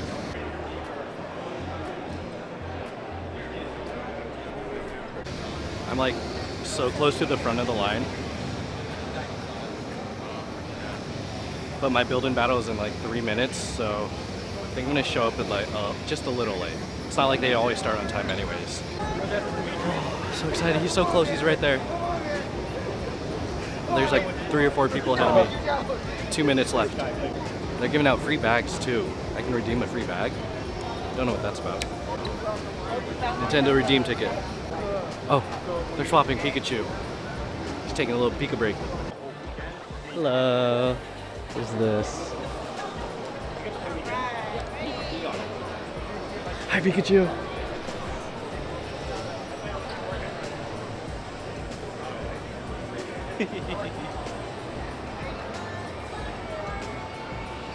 Awesome, thank you so much. Bye, Pikachu. My soul, my heart. Now I have to run to the build and battle event. I hope I'm not late. I'm running. I'm going. It's at the blue tables.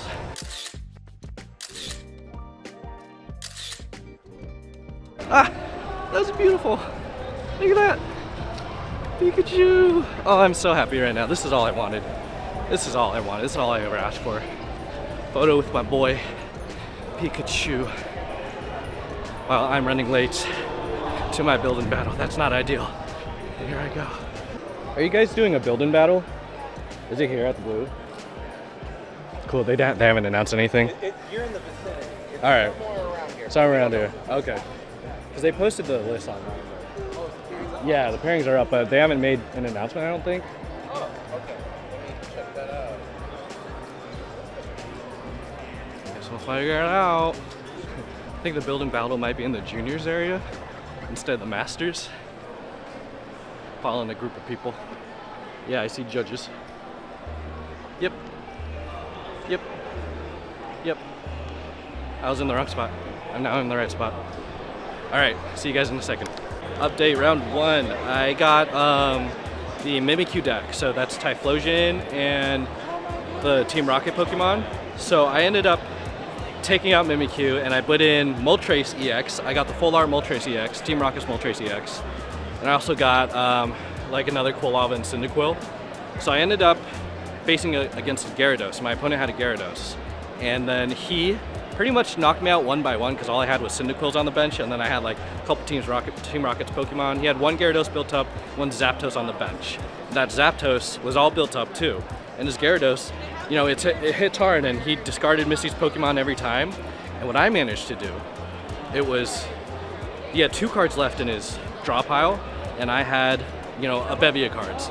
And I had Moltres EX. So Moltres EX tanked a hit before he had 2 cards left, and then he had 2 cards left, and Moltres tanked the hit when he had 2 cards left because both of his last 2 cards were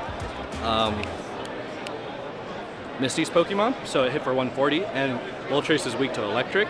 So I was like, okay, I could probably tank. He can't hit me anymore. He has to attack his next turn because he has nothing in his draw pile. So when it was his turn and I just passed, he had no energy except for Team Rocket's energy. Now he tried to attach it to his Gyarados because he had 3 energy attached to retreat for his Zapdos on the bench, but you can't do that because if you immediately attach Team Rocket's energy, it goes in the discard pile, so you can't use it for retreat energy. So very close match. I only took 1 prize card. He ended up taking 3, but I won by decking him out. So that was the win. First win of the day, and hopefully we'll get more on the way. One more thing. So on my way to turn in the match slip, I had to use the bathroom, and on my way to the bathroom, my frantic hurry, these 2 guys, they're like, bro, they stopped me. I'm like, what's up? And they're like, what do you want for this Typhlosion, for that Typhlosion pin? And I was like, no. They're like, what about this Anaheim Pikachu pin you got? I'll give you my content creator badge. And I'm like, no, I'm all right. And they're like, why not? I'm like, I have my own YouTube channel. And then the guy he was with, he was like, oh man, you just got played. I'm like, man, I'm just trying to use the bathroom. But that's pretty funny, giving away your content badge during the last day. To be honest, I don't know who they are. They could be big creators. I'll probably look it up later. I'm a little curious, but neat little story to share. Because he took a prize card. Round 2. I ended up losing, so I'm 1-1. It was against a mirror match pretty much, but he had a Mewtwo EX that he didn't use. But I laid down 2 coughings, and he actively used his wheezing, and he had like 2 more coughings on the bench, so that was a little trouble. Murkrow did do a lot of heavy lifting by making him not be able to use his move, but because he kept building up his bench, I wasn't able to come back. I had Moltres in late game, but he could only tank so much because he takes 50 less damage from Weezing's attack, but Weezing hits for 200. So Moltres can only take 1 hit before he's knocked out the next one, especially when he only had 1 prize card left. So just outplayed. All right, y'all. I ended up losing my other match. This was against the Gyarados, I believe, but they had an emphasis on the Star Me, and I was just mismatched in terms of typing. So it's real rough to win that one. I'd literally have to build Typhlosion like my second turn. My rare candy was in the prize, and I couldn't find my Quillavas, or he knocked out my Quillavas because he went first, and my Cyndaquils because he went second, I mean. So I was just simply unable to catch up. My Moltres came in way too late, so he was just picking me off one by one. Can only do so much, right? So right now, I'm gonna redeem this mysterious Nintendo ticket. I think I know what it's for, but I got this after taking a photo with Mr. Pikachu. So let's go ahead to the Nintendo booth and see where we are, or what we are going to get. And later on, after the build-in battle, I have a main tournament, or the standard tournament, and that's up until 3 p.m. It's almost noon. It's up until 3 p.m. So yeah, I'm currently 1-2. I think they might cancel it. Hopefully they will, because I got standard going on. So maybe I'll end up 2-2 with a win. Almost at the Nintendo booth. So after the standard, I want to go and just like take more photo ops. One with the Gengar and one with the Gengar in Hall C. Check out Hall C again, and then there's Blastoise and Charizard, Red versus Blue booth. So check all that out. And there's the Pokemon Go section with the AR challenge, and you get like free little prize. So check that out too. Hello. What is this for? Oh, awesome. Thank you so much. So what I got the drawstring bag, Nintendo Switch 2, Pokemon Z to A. Woo! I have absolutely no space for any of this. This is gonna be rolled up into my backpack as my carry-on. As you guys saw earlier, my luggage is all packed. It's all packed. I don't have anything. I've literally no room. I don't know how I'm gonna fit the rest of this build-in battle. And after the standard tournament, I have to redeem my tickets, and then I have to go to the prize wall because that's my final chance to get anything. I haven't gotten anything, and I don't think I'm gonna get enough to get the promo because I'm not doing too hot in this build-in battle, and I really have to win out in the standard if I want to get close to getting 500, because right now I'm sitting at 230, so I'll need 250 more, and if I got 200 the last 2 standard tournaments together, I don't think, yeah, I really need some luck on my side. So we'll go check in after the final round, or if they cancel it. Alrighty, alrighty y'all, it's, this lighting's awful. We finished the build-in battle. I dropped out of it because I unfortunately had to start the standard, the TCG standard tournament. So they had one more round at the build-in battle, so I ended 1-4. Not great. I don't know why I don't do well in build-in battles. I don't do well in general, I guess. And then we're 2 rounds into the standard. I'm just not playing good. My Cyndaquils and Quillavas just keep getting knocked out so early. I'm just not setting up fast enough. I'm not cooking fast enough, so hopefully these next 2 rounds I can escape with 2 wins so I could get 100 more tickets that way. He missed his first round in the standard, so he can't join in the second one. He has to join in third and fourth. He's trying to get the promo card. I am too, but I don't think I'm gonna make it. So if I'm not able to make it, I'll donate my tickets to Dylan because he's been really gunning for it. He's been so bad in the last couple tournaments, so he kind of needs help. What did you say? Huh? I fought another really excruciating match because my opponent didn't show up. So I had to wait 5 minutes for someone to show up, and I got the win. So that's actually me and 2 other people, so 3 of us in total. We're all sitting in a row together, and our opponents didn't show up. So that was nice. That was nice. So I'm gonna use this time to kind of just relax and not sit around and feel ache. It's good to be moving on my feet and check out like museum and stuff. What you guys do have to see is this trade corner. Collect and trade corner is insane in the membrane right now. It's pretty gnarly. Also the Smeargle wall.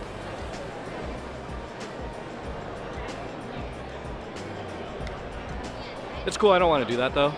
It's cool though. Kind of tempting, but yeah, I'm alright. Alright, so the collect and trade corners. What I'm about to show you is the line to get in. And I swear to goodness, it was not like this the past couple of days. Maybe because it's the final day. I don't have creator pack yet. I was like looking for the Merc. Oh yeah. Never have I felt more imposter syndrome than just now. Somebody asked me if I was a creator. I was like, I don't have a creator pass, so no. But I am a creator. He's like, oh, he was looking for the Merc pin because apparently that's part of the scavenger hunt. There's a creator who can now Merc pins. So that's not me. I just have a camera. I just vlog around. That's all I do. Whoa. I honestly don't know what the trade and collect order is. Pin trading's not too busy, but I don't want to trade my pins. I only have 2 pins. My Anaheim and my Typhlosion. I don't want to trade those. I'm alright. I'm good. The Creator Zone. There's a line for people at the Creator Zone. I know there's other creators have meet and greets going on right now. I don't know who they are. I did see their names. Wasn't really interested. It's cool opportunities though. Art's all free. Oh, they stood the Miraidon bike up. Let's go check it out.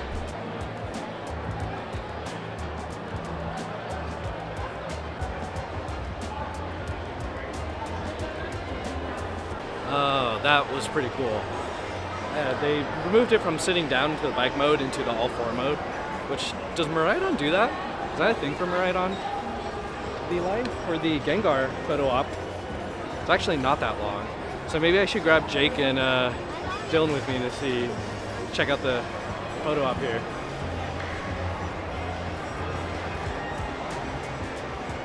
It's Gengar versus Nidoran. Right? Nidoran? Is that the right one? It's an homage to the early cutscene of Game Boy games. That's awesome. I definitely want to get a photo op there. I should probably get a photo op with the trainers, like the trainer Pokemons. What's going on here? Oh, this is the Pikachu meet and greet. Oh, wait a minute. There's another Pokemon. Oh, it's a Gengar meet and greet. Gengar's back there. You see him?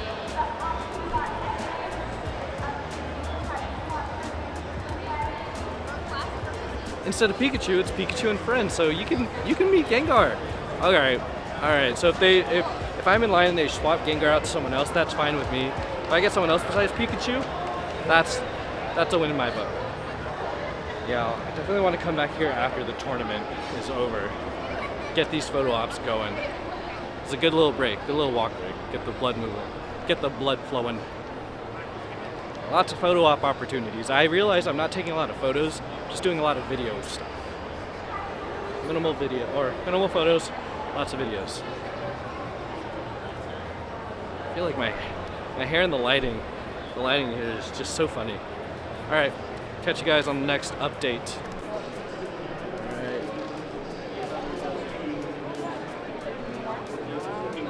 All right, let me see that pretty card. Get that shine. so good, especially like right here. And how much did it cost you? 500 prize wall tickets. That's $5,000. I'm just kidding. So on my way back to the tournament grounds, I was just about to watch Dylan lose, RIP. So when I was walking through the collectibles and the trade area, I think there's that scavenger hunt going on that I mentioned earlier. There's this other group of people, and one of them was like, they were like, wait, wasn't he just vlogging? So I think they're on the hunt for content creators with pins, and I'm pretty sure you need to have that content creator badge. I have no idea. I can't help them. I'm just a spectator too, just a guy and his camera, just a boy and his dog, just a boy and his boys.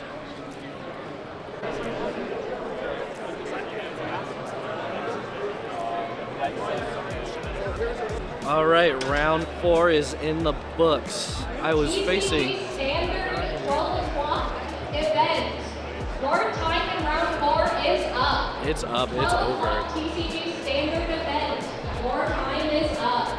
So I ended up facing someone who was competing in Worlds. I was competing against someone who was in Worlds over this weekend in the TCG. It's funny because we were watching the juniors match of the finals. It was Gabriel Fernandez versus, I forget the other kid's name, but my opponent said, yeah, that kid who's facing Gabriel, who just won, he's from my hometown. He's from my hometown. And he was so proud, and that's the spirit of Pokemon we like to see. We like to see us supporting our local communities, much like us supporting Tabletop Village. So we got to see that win, and then we started to play.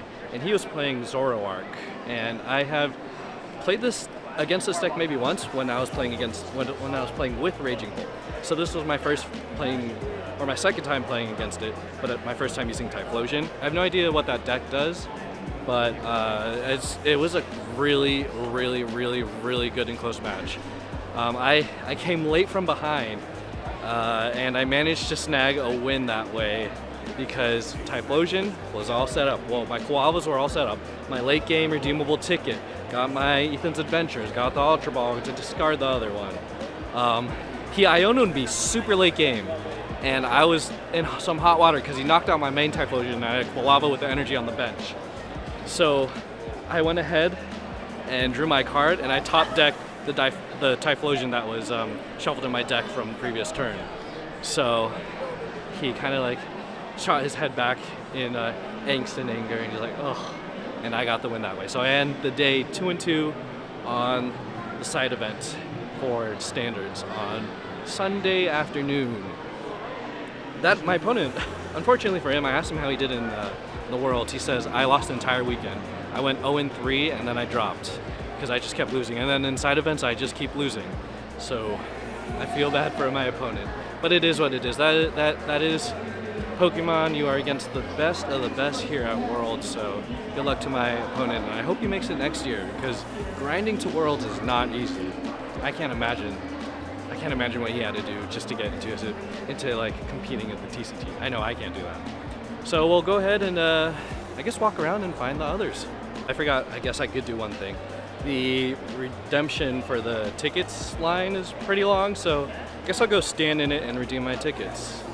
I hope they scanned my ticket after the match ended. Maybe I should wait a little bit, but that line is pretty long, so I'll go ahead and get my tickets, see how much prize tickets I got. I know Dylan is aiming for the Worlds promo, the competitor Worlds promo, and that's 500. That's 500 tickets, and I'm sitting, I think, just around 300 or so. It sucks, because I need 200 more if I want that, but I really can't put myself through more of that. I'm done.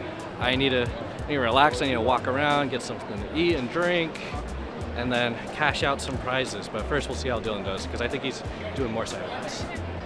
360. I got 360 more prize tickets. That means I'm sitting at a total of 390.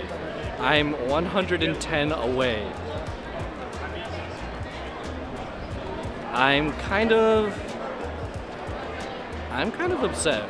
I think I might be able to. I'll need 390, 110 more.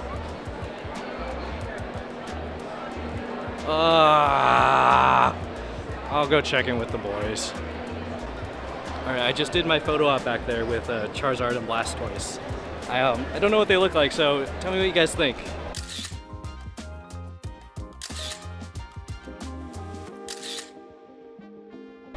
Do I look cool?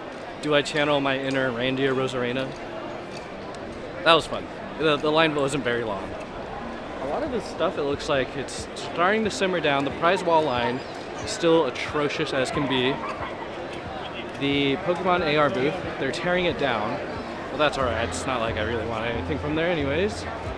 Yeah, things are just dwindling down. It's like 3:30, 3:40 right now.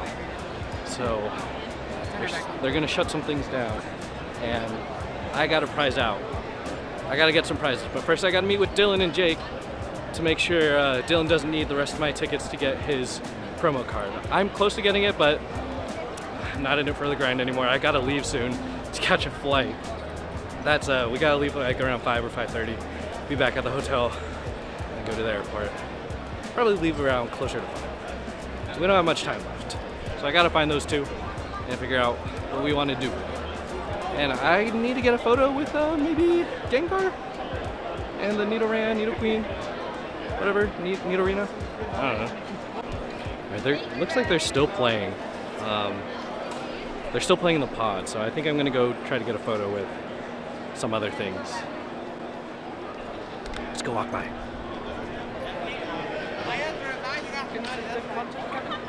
Oh yeah, very much.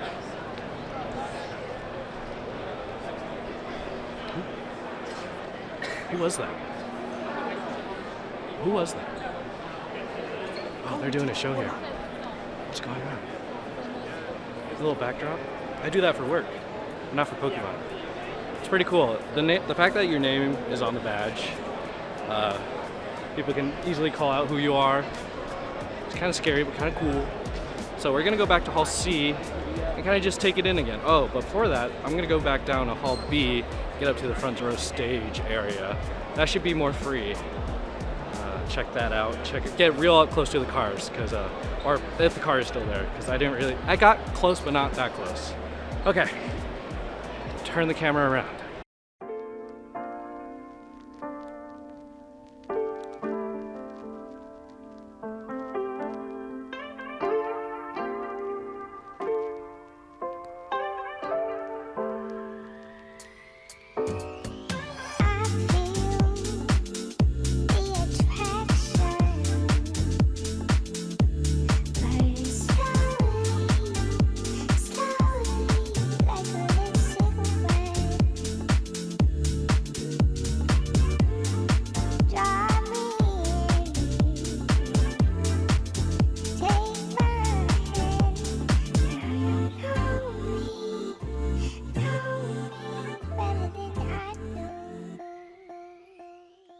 So that was cool. I just walked in at the right moment while checking out the stage that Riley is the new Masters champion for Worlds. Congrats to him. That was, I think Guardy won, so that's huge. Gardevoir got its final hurrah. Of course, the final hurrah is during a regional, but it finally got its Worlds win. Back in Hall C, and now they're doing Eevee instead of Gengar for photo ops. Let's go ahead and see if we can get a photo with Eevee. See how long this line is first. Our battery's also dying. Alright, I think I can get a photo. This line's not too long. Check it out.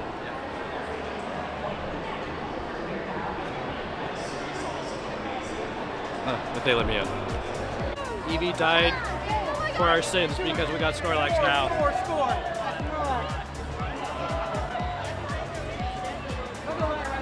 I'm taking a photo with Snorlax.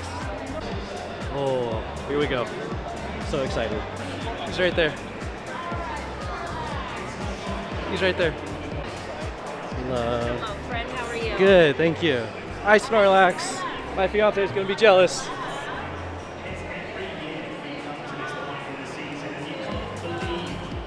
Thank you so much. Bye, Snorlax.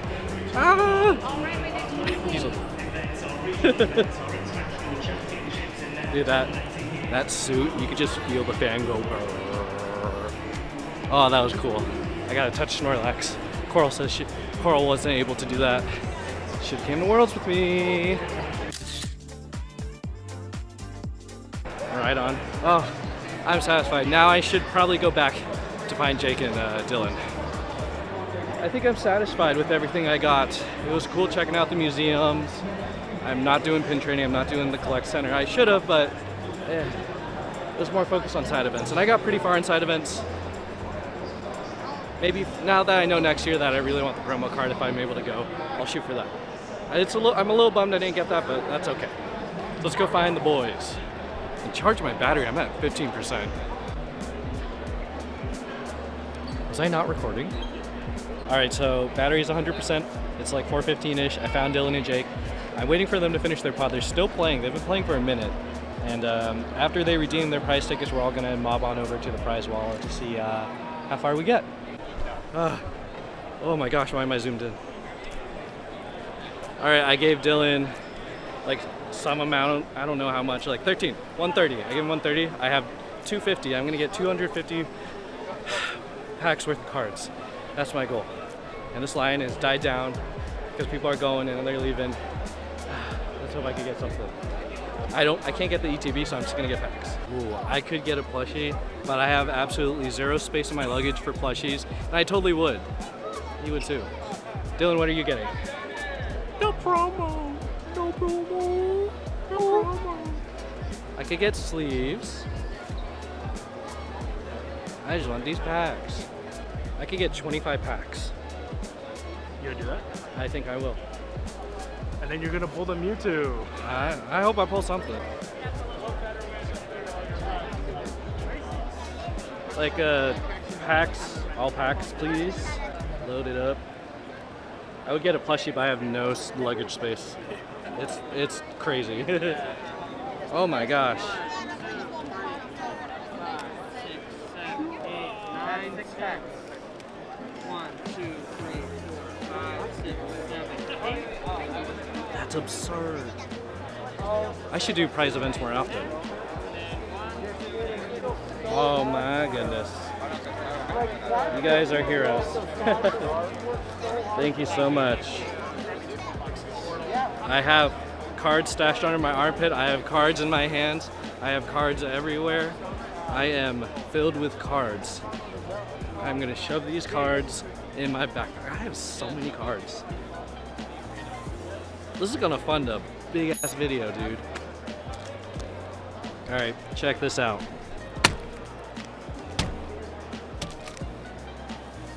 It's 25 freaking packs, dude. I could have had 39 packs. I could have had 39 packs of Destined Rivals, and I spent nowhere near a booster bundle or a booster box worth because of doing tournaments. I feel like that is a really good deal. Or if I did, I don't know. I'm just having a good time, man. I need Dylan to come over here so I can see his ecstatic self. So this is about the time, we're in the day, where I'm gonna have to pack away my camera because I'm headed to the airport. I gotta go back to the hotel and get my day started. The rest of my day started. Dylan! Dylan! Dylan! Dylan! What'd you get? We got the promo. All thanks to Kevin. I would have died if it wasn't for him. Look at all these packs I have. This is just insane. This is basically a booster box. Did they take it like out of one box? Yeah, they just kept taking it out and out and out. All right, catch you on the flip side. Worlds for you. I found. It felt very hectic. That's like the one word summary for my experience. But it was fun. It was fun because like this is a really like crazy event to like just start trying to play TCG, but it was a blast like learning while I was at a big ass event like this because I was so comfortable playing still, even when people were very much more experienced than I was. And then seeing everything else was obviously like really cool, but that I was expecting that. Same with the Pokemon Center. Everything else was expected. Yeah, the only thing that was like unexpected for me was like me grinding out these side events and talking to a bunch of other players and stuff. That was actually like super fun, and I was afraid, like when I originally planned on coming here, I was afraid there wasn't gonna be much for me to do, to be honest. But the side events like really pulled through for me.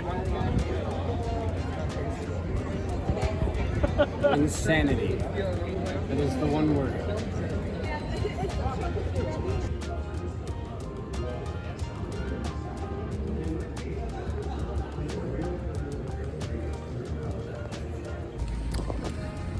Currently at the airport.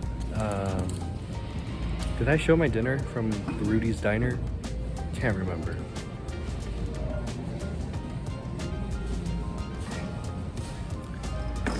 We are so tired. I'm debating on getting like an energy drink on the flight to stay up for the flight, but there's no point in me staying up.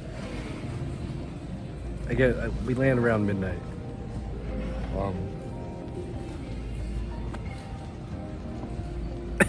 Never have I ever loathed opening stuff that I was excited to buy.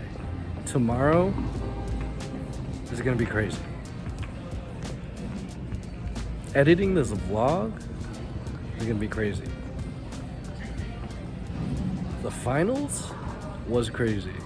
This trip was crazy. Full recap coming soon. Good morning, it's like 11. I woke up at like 10. I gotta go grocery shopping. There's no food in the house. Coral isn't here. She's at a work thing.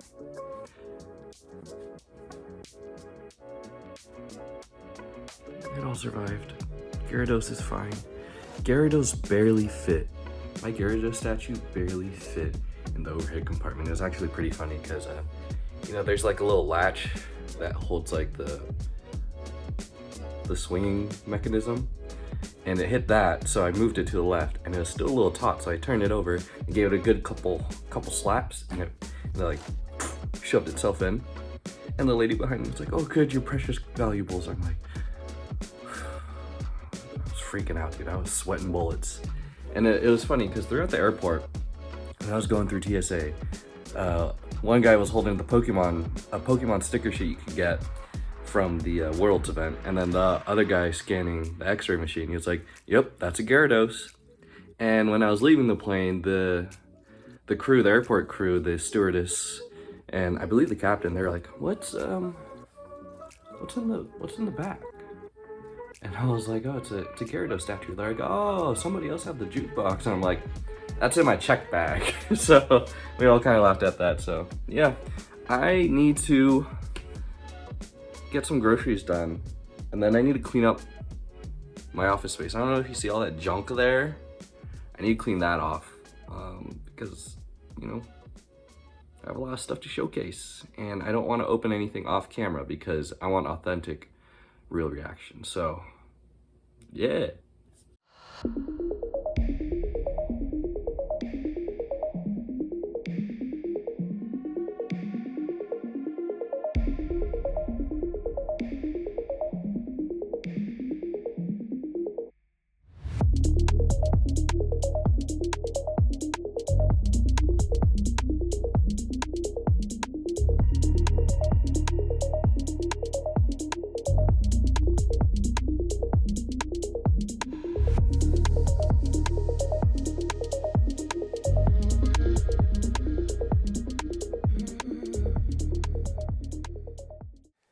Alright guys, this is it.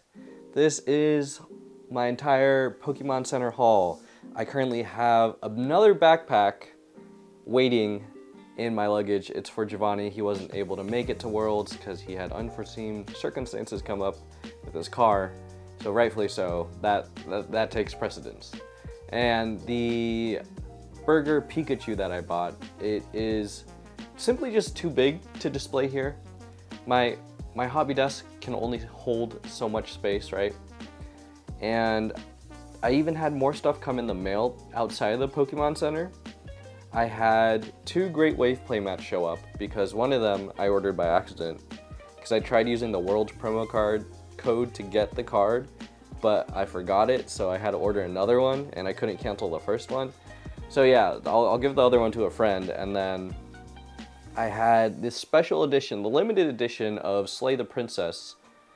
So if you guys are into kind of visual novel games and short kind of indie type games with a little bit of horror element, but it's like fun, you might like this. And then Uni from Xenoblade 3, Xenoblade Chronicles 3, her Figma figure came out. We ordered it, Coral and I ordered it like a year and a half, maybe 2 years ago, and it finally went into production and came here, and I'm like, oh boy, I'm not ready for any of this. And then got my lav mic back. I got my lav mic back. I lost it. Coral found it in her office chair.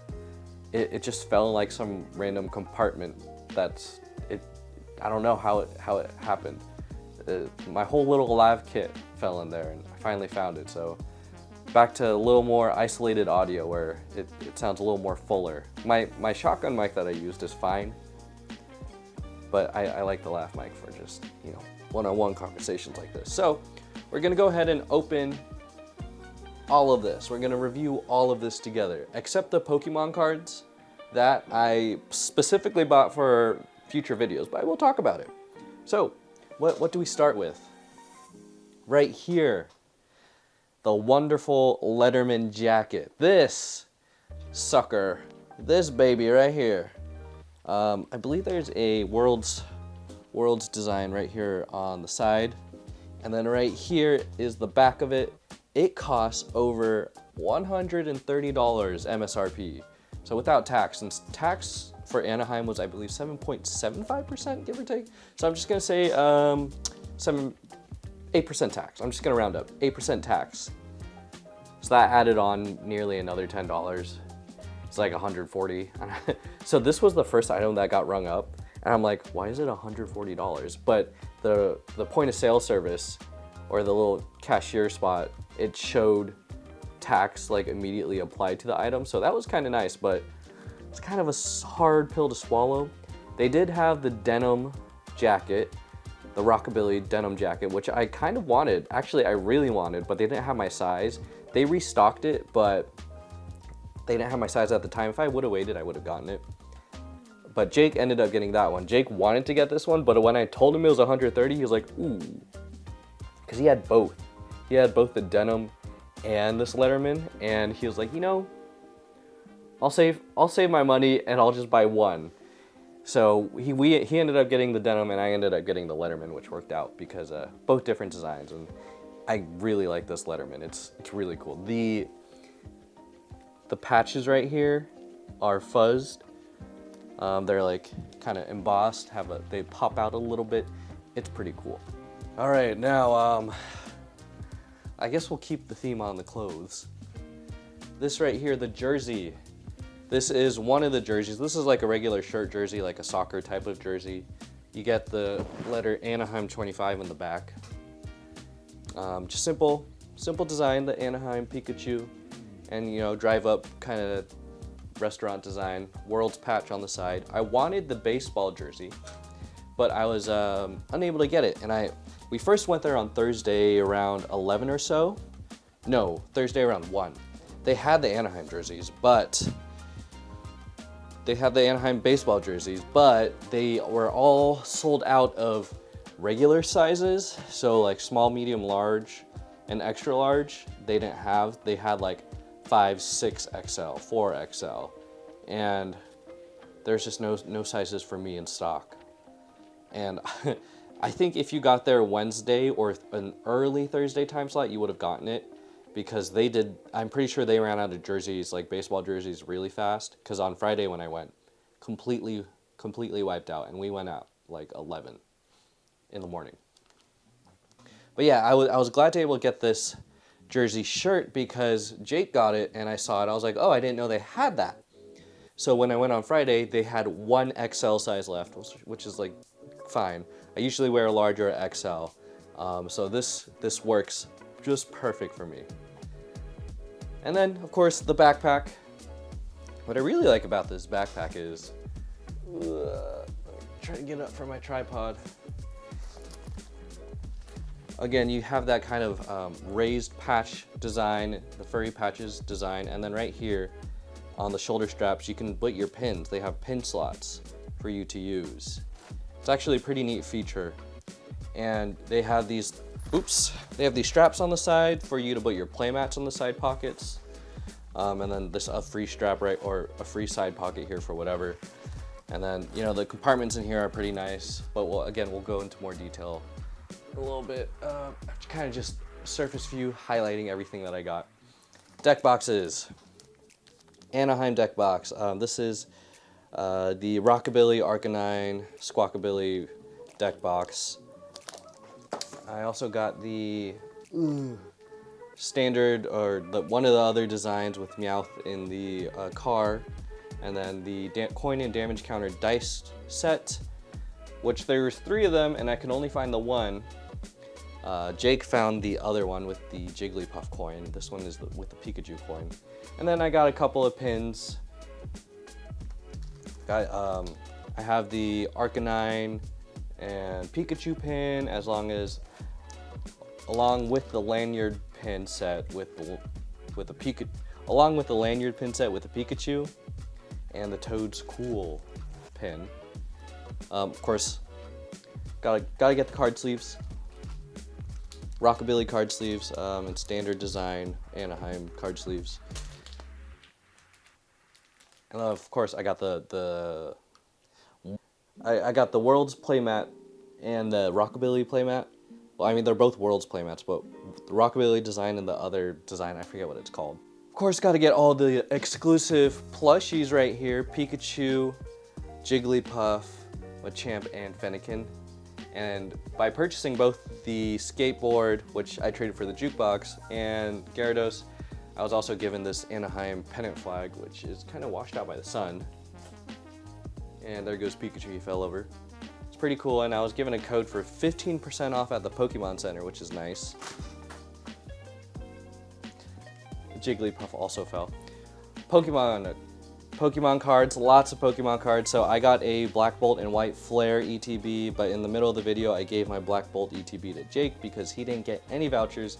And I said, you know, I'll take White Flare. He hasn't opened any Black Bolt, and I'll take the White Flare. I got 1 Pokemon Center card. That is good by me. So I have 11 loose packs of White Flare that I got from vouchers. And I got 2 loose packs of Destined Rivals that I got for picking up my Spectator badge, which is a really nice touch that they did. And I also have 25 packs of Destined Rivals for doing all the side tournaments. I could have gotten more. I donated my points to my boy Dylan, who you met through the video. He wanted to get the promo card, as did I, but he really tried his best, and unfortunately he wasn't doing the best. So I said, you know what, Dylan, here's a little push, and I gave him just 100 or so more, and he got what he needed. I needed like 110 more, so it could have gone either way.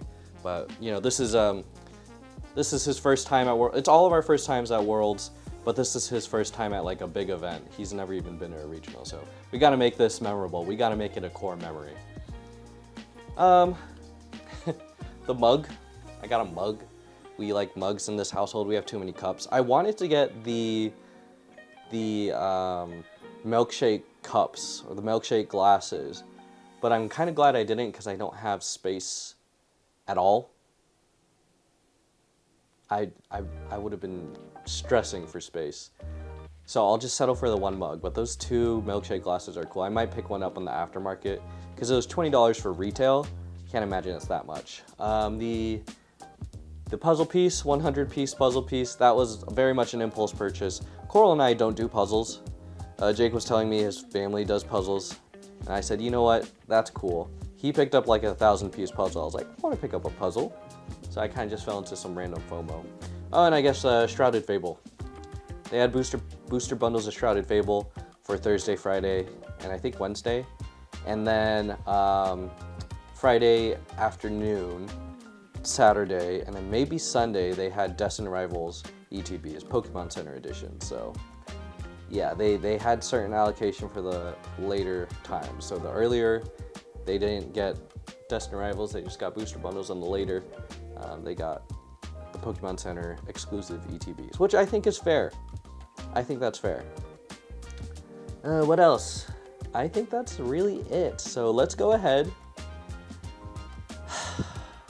set up the camera, and check everything out more in detail. Well, by that I mean, we're gonna open some stuff. So, the clothes, well, I don't really need to review that. The backpack, we'll open it a little bit. What I really want to open is the coin and dice marker, the deck boxes, review the mug, and the figure. I didn't even talk about the figure. I got the little exclusive Worlds figure, as well as opening up the Gyarados and jukebox. And which, if you guys are curious, the Gyarados figure retailed for about $109, which is interesting because this is made by Jazzwares, and Jazzwares released a different Gyarados figure. It's pretty much the same thing, regular color. It's not shiny, and it was about $60 retail. This was like double the price. I don't know why. I wonder if it's because it has added batteries, but I don't know if the other one had added batteries. We'll see whatever it says on this product page right here. And then this jukebox was about $130. The skateboard was about $350. So I got paid a difference when I traded for it. So yeah, let's get started with the smaller stuff and work our way up. All right, guys. So, whoa, what is up with that lighting? Let me adjust. Hold on. Sorry. All right, that's better. So, normally I have a playmat here, which I do have. They're in a drawer right below this desk. I normally have a playmat here, but because we did buy two new playmats, we'll go ahead and open them up first, and we'll run with one design for the first half and the second design the second half. So let's open up the main design. I still don't know what the name is called. It has a theme, and I'm sorry, I forget it each time. So I don't actually have any of the Worlds playmats. This is my very first one. And you can see the little tag right here. Yeah, it doesn't even say the theme. And what's nice is with these, like slivers or these pouches, they come with a carabiner, so you can clip it to your backpack, which is nice because I don't have any protective sleeves for my playmats, and I usually just roll them up and put them in my backpack. All right, before we unfurl this, I guess we'll take another closer look here. You can see Toadstool on skates, Pikachu and Froakie. Kind of looks like a Vanillite. And Jigglypuff and Fennekin. You know, nothing too crazy. And then let's roll this sucker out.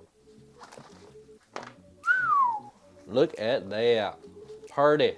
Ain't she party? So the World's prize wall for the side events actually had this playmat in a different design for 500 points. So for 500 points you could get the promo card, or for 500 points you could get the playmat, or for 500 points you could get whatever else. And an alternate design was available, which I'm probably showing on screen right now. So here it is. The upper left corner has the World Championships logo, and the lower right has the Play Pokemon logo as well. So yeah, pretty cool. It's pretty cool. So for the second half of the video, or this portion of the video, we'll open the Rockabilly line. But first, let's go ahead and review the other things that we got. So first up is the Anaheim 2025 exclusive Worlds Pikachu figure. Now, this was not on my list. I referred to my phone list a lot throughout my shopping tour, and this was not on my list because I didn't know it was a thing, or I forgot it was a thing. So we like to collect figures in this household, as you saw earlier by my Xenoblade Shoutout, and also if you've seen my past videos, my bookshelves are filled with figures. Beautiful. Do I keep the box? No, we throw the boxes away, right? Or maybe I should open it like this.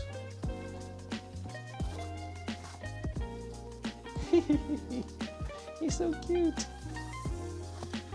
And so this is the first part of the figure. And this is where you put the little hanging sign. And this looks like a cookie. This is probably the baseball mound he's standing on. Like this is a play field he's standing on. Has Anaheim on the back of his jacket. Get the Worlds logo on the bottom, so you know what it is. Ceramic. It's a nice piece of ceramic, and I'm gonna be very careful because I already broke my Eevee figure. Let me pull it out for reference. The Eevee and Friends figure, like, I broke the ear off the Eevee by accident. It just, I moved it a little bit, and the ear just snapped off. I still have to glue it together. I don't have glue? I'm not buying glue. I suppose I haven't bought glue yet. I haven't sought to buy glue yet. Silica gel, oh, right here. So you have to take this styrofoam out. There's the rest of the sign, and you pull it out here. Remove the little sleeve, protective sleeve, and look at that. Beautiful. You got the Vanillite sign, Anaheim 2025 Pokemon World Championships. That little scuff. Alright, moved a little scuff from there. Same thing on the back side. And then the piece of resistance. We're gonna clip that in there. Push it in there. Does it matter what orientation? No. You can have it point to either side. I'm gonna have the arrow pointing above Pikachu, the top arrow. Look at that. That's a beautiful figure. Oh, wait a minute. Let me push this stuff to the side. It's just like the playmat for real. Cute. So I'm gonna put this figure here. I'm not gonna have him facing down because that might make the figure prone to breaking. Ooh, I didn't mean to hit you, I'm sorry. And then next up are the sleeves. So these are the Anaheim 2025 sleeves. So the reason why I have 3 is I like to buy multiples of one sleeve design. But I only bought 1 sleeve of this because I thought it was a limit of 1, but it's a limit of 5 for sleeves and deck boxes. So I have 3 of these, and I only bought the 1, but they ran out of these on Friday, so I should have bought more on Thursday. So here's the sleeves. We'll just go ahead and open one up. We don't really need to take the sleeve out. Just get it out of this reflective wrapping paper plastic.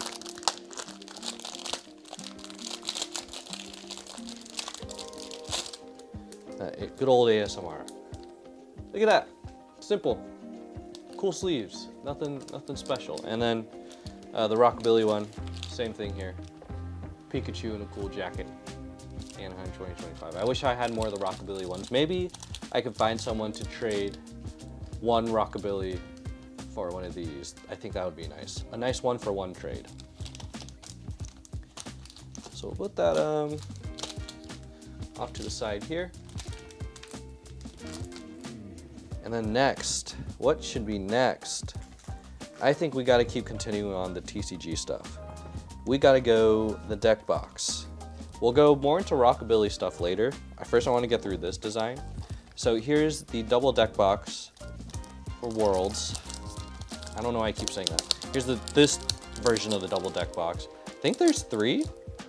At the very least there's 2, because there's the Rockabilly one, which I also have. Ugh. So never would I have thought in my time of starting out in Pokemon that I would need this many deck boxes. But lo and behold, I have like 4 decks that I kind of use. Gengar, Raging Bolt, Typhlosion, and like whatever mess I decide to concoct. So yeah, deck boxes. Double deck boxes are so handy because 2 decks in 1, or a deck and some damage counter set. It's nice. So with these ones, you can buy online. This type of deck box design you can buy online from Pokémon Center as a magnetic clasp, and you can write your name and contact info. And with the dividers, it's really cool. They each feature a different character. So you have Jigglypuff, Vanillite, Froakie, and no Pikachu. And nothing on the back here. But yeah, Murkrow's in there. The deck box itself, you get Fennekin and Toadstool. So that's pretty cool. It's pretty neat. I like this a lot, and I cannot wait to use this. I'm gonna get some mileage out of these deck boxes. These are not meant for reselling, y'all. This is meant for playing and using. Now, this is what a lot of people are looking forward to. I am personally. Coin and damage counters. That seems kind of boring to the everyday person, especially people who don't play the TCG. And I get it. It's just a couple of dice and whatnot. But if you're a player of the TCG, you can learn to appreciate some nice coins and damage counters. And that's me. So there's 3 of these. There's the Rockabilly line, which I couldn't find. Jake did. He found some. And there's the other alternate design of this, which I believe has Jigglypuff as the main coin. So this one, I believe, has Pikachu as the main coin.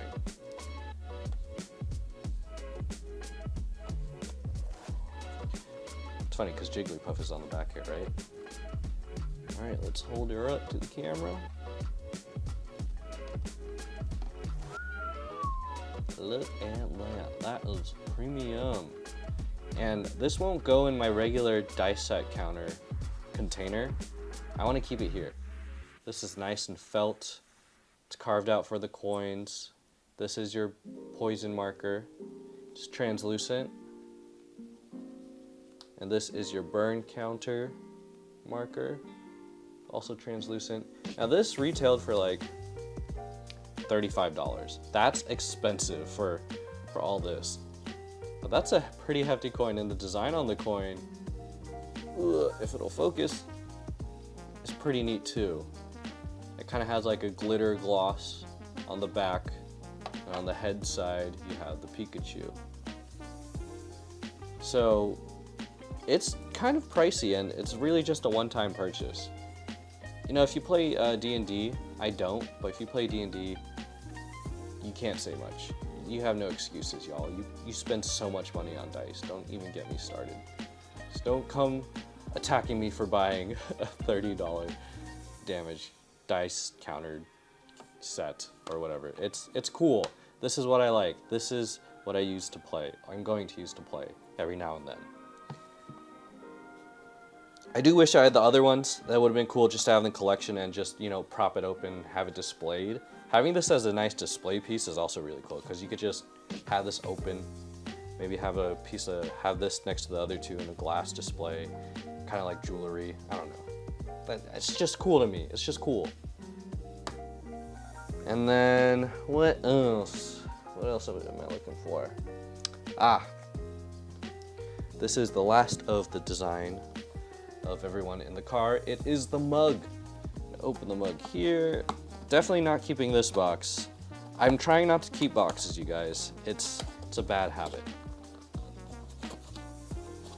No one needs to keep the boxes unless you know you're gonna need them for like transportation purposes.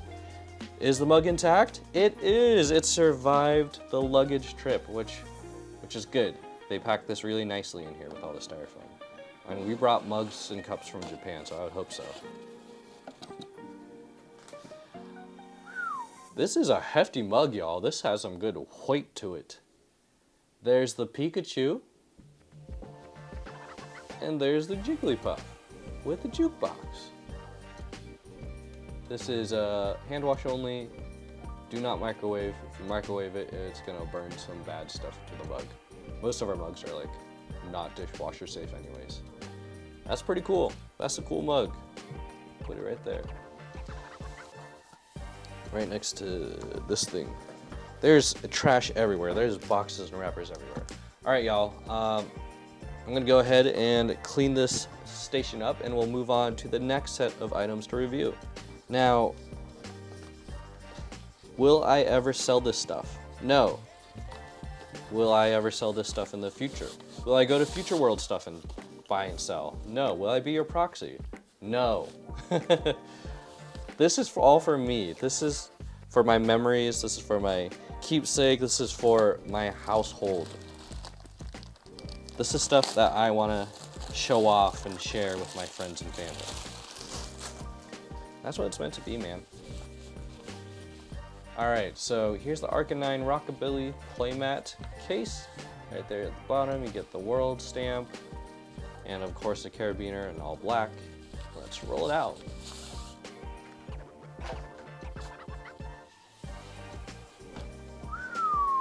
That is clean. Oh my goodness. Yo, this pops really good on the camera. I really like that. On the outer edges is the rose design and the flame design. I don't know if that's being picked up right now. Flame design and a rose design. That's really cool. And of course you got Pikachu going like, that's sick. Let me try to move this up in frame a little more. All right, so Rockabilly. So I did show this off earlier. Let's just get this out of the plastic real quick. Pikachu sleeves. Pikachu looking sly as ever. And then we get this guy right here, the double deck box. And you know, I felt like I was missing more stuff, and I am. My pins and lanyards and stuff. So let me go ahead and find those after we open up this double deck box. Now, if you don't play the TCG and you do collect cards, and if you ever find yourself at Worlds at the Pokémon Center, I highly recommend just picking up a deck box and like the damage counter sets as a cool memento as your time there. It's just, you know, once in a lifetime opportunity. You don't get to really do this often. All right, and here's this boxes themselves, and here are the dividers. And I'm gonna take a quick little camera break because it is overheating. All right, y'all. Sorry for the quick intermission. Here is the pins. Let's go over the pins. Pikachu. I think I'm missing the Squawkabilly pin. I think there was a Squawkabilly pin. They had these pins littered all over the place, and believe it or not, they were becoming pretty scarce. It's crazy to think about because they produced a lot of pins, and they were selling like hotcakes, man. Here is this Pikachu pin. I did buy a Typhlosion pin, but it's not really part of the World's exclusive merch, so I didn't bother bringing it. And I put it on my lanyard, which you guys might have seen in the video already.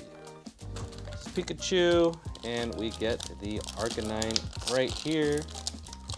Of course, I am going to definitely use these pins, and because they are exclusive, I might just put them in my World's backpack.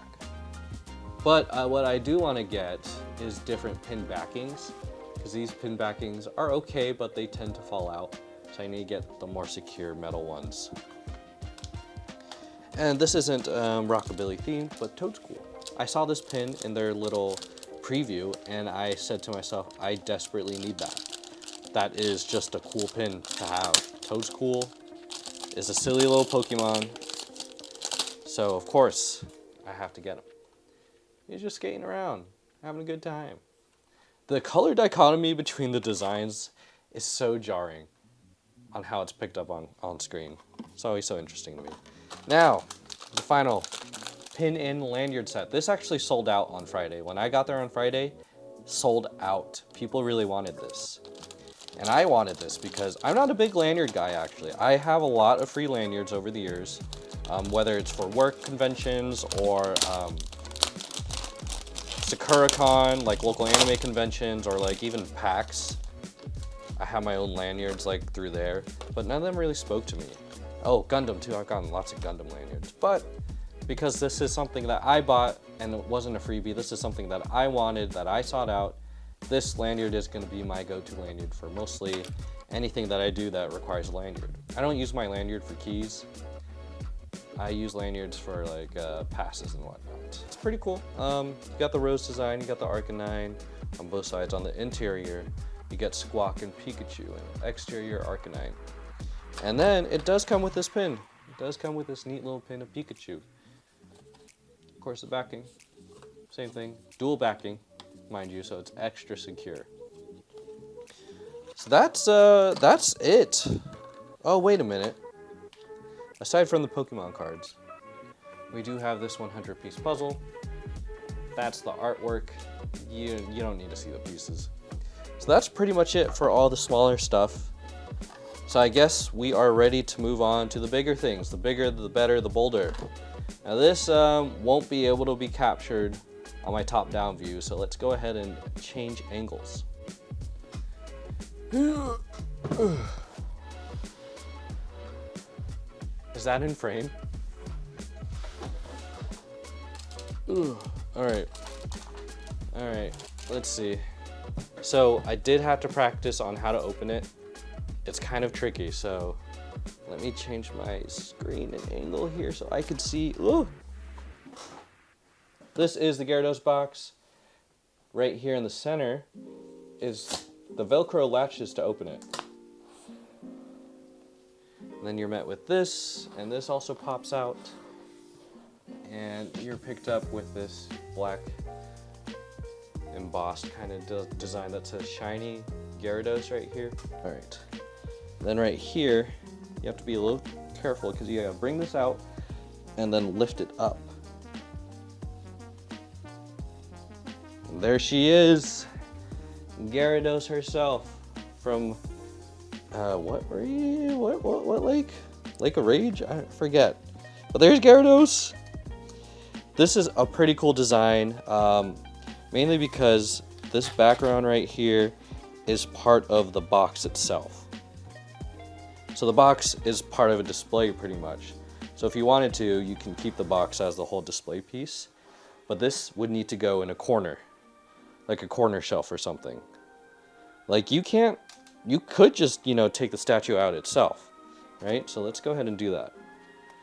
Which, is pretty hefty. This is a pretty hefty statue. And it's pretty dang detailed and sturdy. So right here at the bottom, where you put your AAA batteries, and no one uses AAA batteries, so you always have to buy them. They're always kind of inconvenience to buy because how much they cost. It's not that much money, but $7 for 4 packs, but yeah, whatever. Anyways, this Pokeball is a button for the lights. Everything's pretty snug and tight in there. But yeah, that's the Gyarados figure. There's the box without the figure in it. Oof.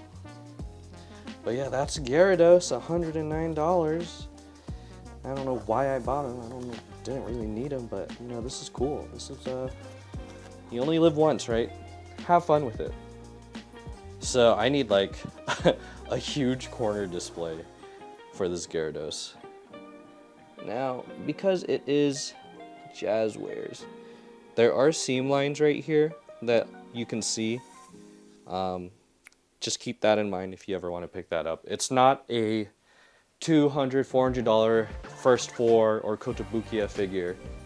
This is Jazzwares. Their quality is great, but there are some noticeable blemishes like panel lines right here, exposed panel lines. It is what it is, but the rest of it looks great. It's really not much of a Debbie Downer. That's Gyarados. I suppose I'll close it back up. I need space. I don't really want to leave him exposed for now. That's Gyarados. And then, my true love, the one I was really gunning for, is this jukebox right here. So, I'm gonna move her a little bit, and I need my knife. Where's my knife? It's on the back of this box on the top. Let me just change my camera angle. On the back of this box right here on the top, there's a couple of tapes right here, just circular tapes. Just gonna go ahead and cut those, and undo the latch. Pop it open, and we are met with styrofoam galore. Oh my goodness. Let me move my chair, I need space. How do I get this out? I'll grab the bag. There's the back of the jukebox. Here's the manual. Look at that later, and there's nothing else in the box. Let's change the angle a little bit. The Worlds sticker. Oh, you can change the lighting mode. Auxiliary in. There's the AC cable, it's attached. And for the reveal. Whoa, look at that. That is nice. And this is like real wood. That's like a real wood casing. It's not like, it's probably just like particle wood. So this portion right here, I haven't even plugged it in yet. It's hollow in here. You can't open it up unless you like undo all the screws. You can place a figure in there if you really wanted to. But yeah, it's secured by screws and latches. These buttons right here are all cosmetic. This, you cannot click these, but it feels like you can, but you can't. It's all cosmetic, which is fine. It's cool. It's supposed to be a Bluetooth and CD player, and a radio. So it has an AM/FM radio, which is right here.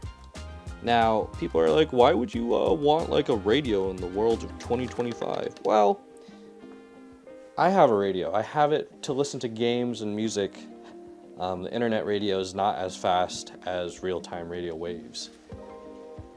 There's always a delay with internet radio and whatnot. So, and also sports games. I love listening to sports games on radio. So, here's a volume knob. This is your light knob. We'll test that out in a second. This is the functionality for music playing. And then right here is the grill. The speaker grill.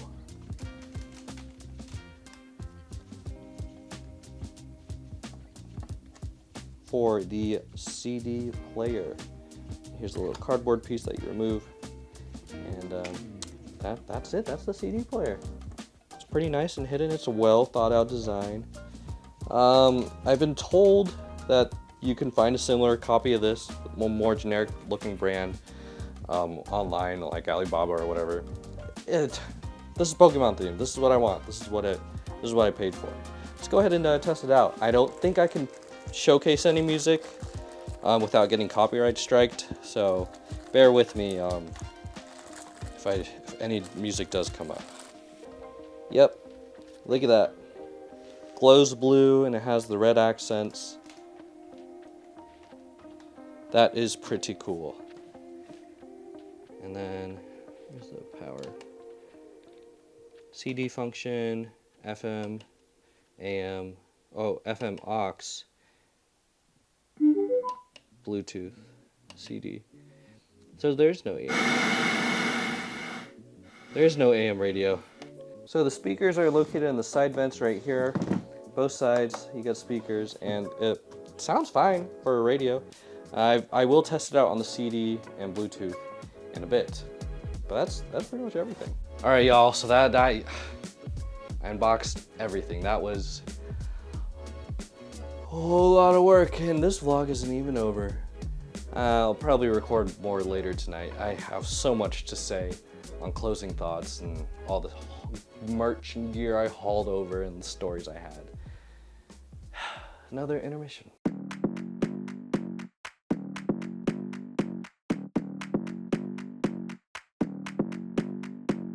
Come on, come here, come a little closer. Don't be afraid, no, I don't wanna hurt you. Little more, come near, let me just show you. Don't know, can't talk, let me just show you. Don't be obsessive, it could be intensive, it could be explosive, it could be offensive. Don't be defensive, don't be aggressive, it will be a waste cause we could be expensive. You need a little fee in your life, you need a little me in your life. I wanna see the sea in your eyes, you need to be free. Hey. Move, move, body, move.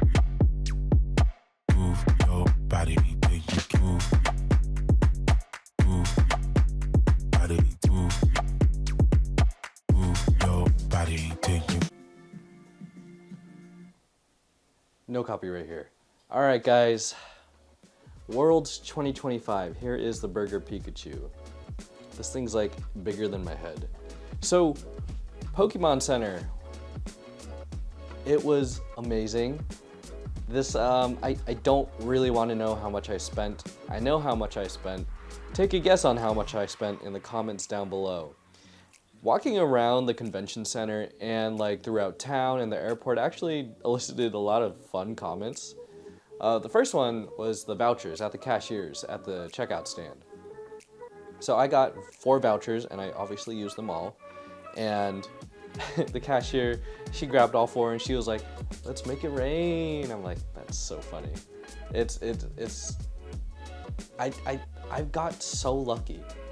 The people around me said, the person scanning to redeem the tickets, the vouchers, he said, oh my gosh, you got really lucky. You got 4 of them. You got 4 of the 5. I'm like, you're telling me, dude. And then when I was checking it out, so you pay for it and then you go to a separate line to pick it up. When I was picking it up, the guy was like, dang, you got 4 of these? I was like, you tell me. And as I was standing outside with the skateboard waiting for the person I traded the skateboard with for the jukebox, these 2 Japanese gentlemen walked past me and they were conversing with each other in Japanese saying, man, do you think he's happy? Oh yeah, man. He's really happy. He is happy. They saw my haul and everything. The hotel workers even, they saw us going there and they said, yo, do they have the skateboard? And I'm like, yeah, they do. I'm trying to get the jukebox, and I came back with the jukebox and all this stuff, and they're like, that's so sick, we should go next time. It's absolutely spectacular. That doesn't even end there. There is a moment where I was actually going through the airport. The security guy, the TSA guy, he was scanning, the bags, was going through the conveyor belt, and I had my Gyarados in like the Pokemon Center bag. And all I hear is, yep, that's a Gyarados, and it passes through.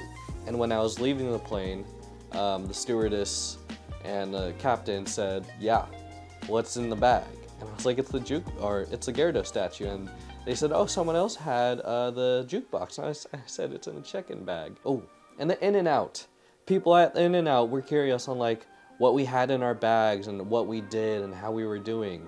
It's obviously not a big thing, a yearly thing, so not enough people know about it. So getting to share the joy and how much money we spent and like what we did with other people is really cool.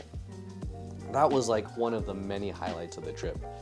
Now, one of my goals was to get an autographed card, whether it's like through a meet and greet, through an autograph session, or if I see someone, walking down and I know them. Unfortunately, the nerves got the best of me and I was just a little too shy to say hi to some people. To be fair, I think they looked pretty busy, or they were, out and about in the food area trying to grab some lunch, or they were, going up or down the staff escalator, and I didn't really want to bother them before they were going up or down because they're headed to their destination. Or they were just simply chatting with other people, and I just felt too awkward to stop and say hi and hello. I've done it before at regionals. I've seen other influencers where I just say hi, hello, big fan, as they're passing. But in this case, I was just kind of starstruck. I saw Real Breaking Nate, I saw Marie, Super Duper Danny, Jordan Fringe, I saw Bear Walker walking around a couple times, Alpha Rad, Jaden Animations. I'm not a big fan of all the big names, even Leon Hart. I saw all the big names walking around or like at their respective booths. So that was cool, and I unfortunately didn't get any autograph sessions for the reservation, so I couldn't get any art. So I couldn't get any of the Pokemon artists to sign any cards or anything like that. But that's okay, you win some, you lose some. In my case, I won a lot of vouchers, but I got no autograph sessions. I honestly didn't think I'd be spending most of my time doing side events and the Pokemon Center. So the Pokemon Center, I knew it was going to be really busy. I knew that going in. I didn't think it would take me a total of 6 hours. It was about 3 hours each time, just waiting in line, and then shopping took maybe an hour, and then checking out in the line took another hour or so, depending on what day you went. The Pokemon Center, man, because it's themed year exclusives, it's really hard to kind of limit yourself. I am actually within budget. Shockingly, I am within budget. Maybe a couple dollars over here and there, but I was within budget. I went pretty ham, but I didn't go too ham. But I could have gone more ham, but I'm thankful I didn't go anymore because I had absolutely no luggage space, as you guys may have saw earlier. There's a couple things I missed out on, so there's some learning and growing pains. I think if you really want to grab everything, like the exclusive stuff, you have to go early. Like get the earliest time possible on the earliest day, but that first day is always going to be the roughest day, because I heard, and I'm sure you have heard from other people and YouTube channels and social medias, that the Pokemon Center on Wednesday was awful. People were pushing and shoving each other just to get in line, and they figured it out eventually. What else? So the Hall A, B, and C were kind of the main halls that I really stayed in. So Hall A was side events, Hall B was kind of the tournament floor, and Hall C was kind of the activities and museum floor. And Hall A, side events, vendors, and like partners. So I spent a lot of time between A and C, and B, I kind of just like waltzed in every now and then. I didn't really watch too much tournaments. I didn't watch that much TCG, Unite, or VGC, and I'm a big fan of all of those. I didn't watch much of that because I spent most of my time just walking around in Hall C, checking out the Miraidon, checking out the artwork, looking at photo sessions, deciding what photo sessions I want to do, and kind of just taking in the whole atmosphere. And in Hall A, where I did most of the side events, I did not shop at any of the vendors. I know the pricing there is a little higher, and I'm not in the mood for any singles, and if I do buy singles, I go down to my local shop, Shoutout Tabletop Village, and just buy whatever there. I'm an impulse buyer, so if it's there, I'll buy it, but during shows like this, I typically don't do that. And side events, yes. I've never done side events at regional, so this is technically my first ever side event. And what a way to start at Worlds. Although I am pretty disappointed in how the side events were handled. Not because, and it's not the fault of anyone really. Now, I'm not blaming anyone in particular or any organization or group. I understand this is a huge, massive event, but build and battles took 3 hours and we had 4 rounds. I feel like you can be a little more efficient with the timing. I understand like it's mostly volunteer based from my understanding, but like that could be condensed down to like maybe you could shave off like half an hour, maybe an hour. 3 hours is a long time because, and if you want to like catch other stuff, you can't grind it out in side events to get stuff on the prize wall. And speaking of side events, sometimes the lines for like on-demand events were just way too long, and they would get sold out if you don't line up early enough, which I understand. You want to get there early to get your stuff in early, but just the way the on-demand events were handled was a little bit confusing, because you sign up online and then you go in a line and you wait for your name to be called, but our name wasn't called, and we had a regular standard side event tournament going on that was a scheduled, not a on-demand. So we had a scheduled tournament to go on, and we never heard our name come up for the side event, so that was kind of a bummer. But you know, it is what it is. We grinded. Jake, Dylan, and myself grinded for those points. Both of them got promos. They got that promo card, the exclusive Worlds promo card for competitors. And yeah, that was my first time kind of just understanding the concept of side events and prize walls. Man, you earn a lot of points for winning. So you kind of have to bring your A game for all of the events. Even if it's a build and battle, the more wins you get, the more prize tickets you get. The more prize tickets you get, the more packs you get. What I wish I would have done differently is kind of I wish I would have known I would have invested a lot of time in the side events so I could schedule my days better, because I missed Real Breaking Nate's meet and greet because of the Pokemon Center reservation. But I had that scheduled before the announcement went out of when he was doing his meet and greet.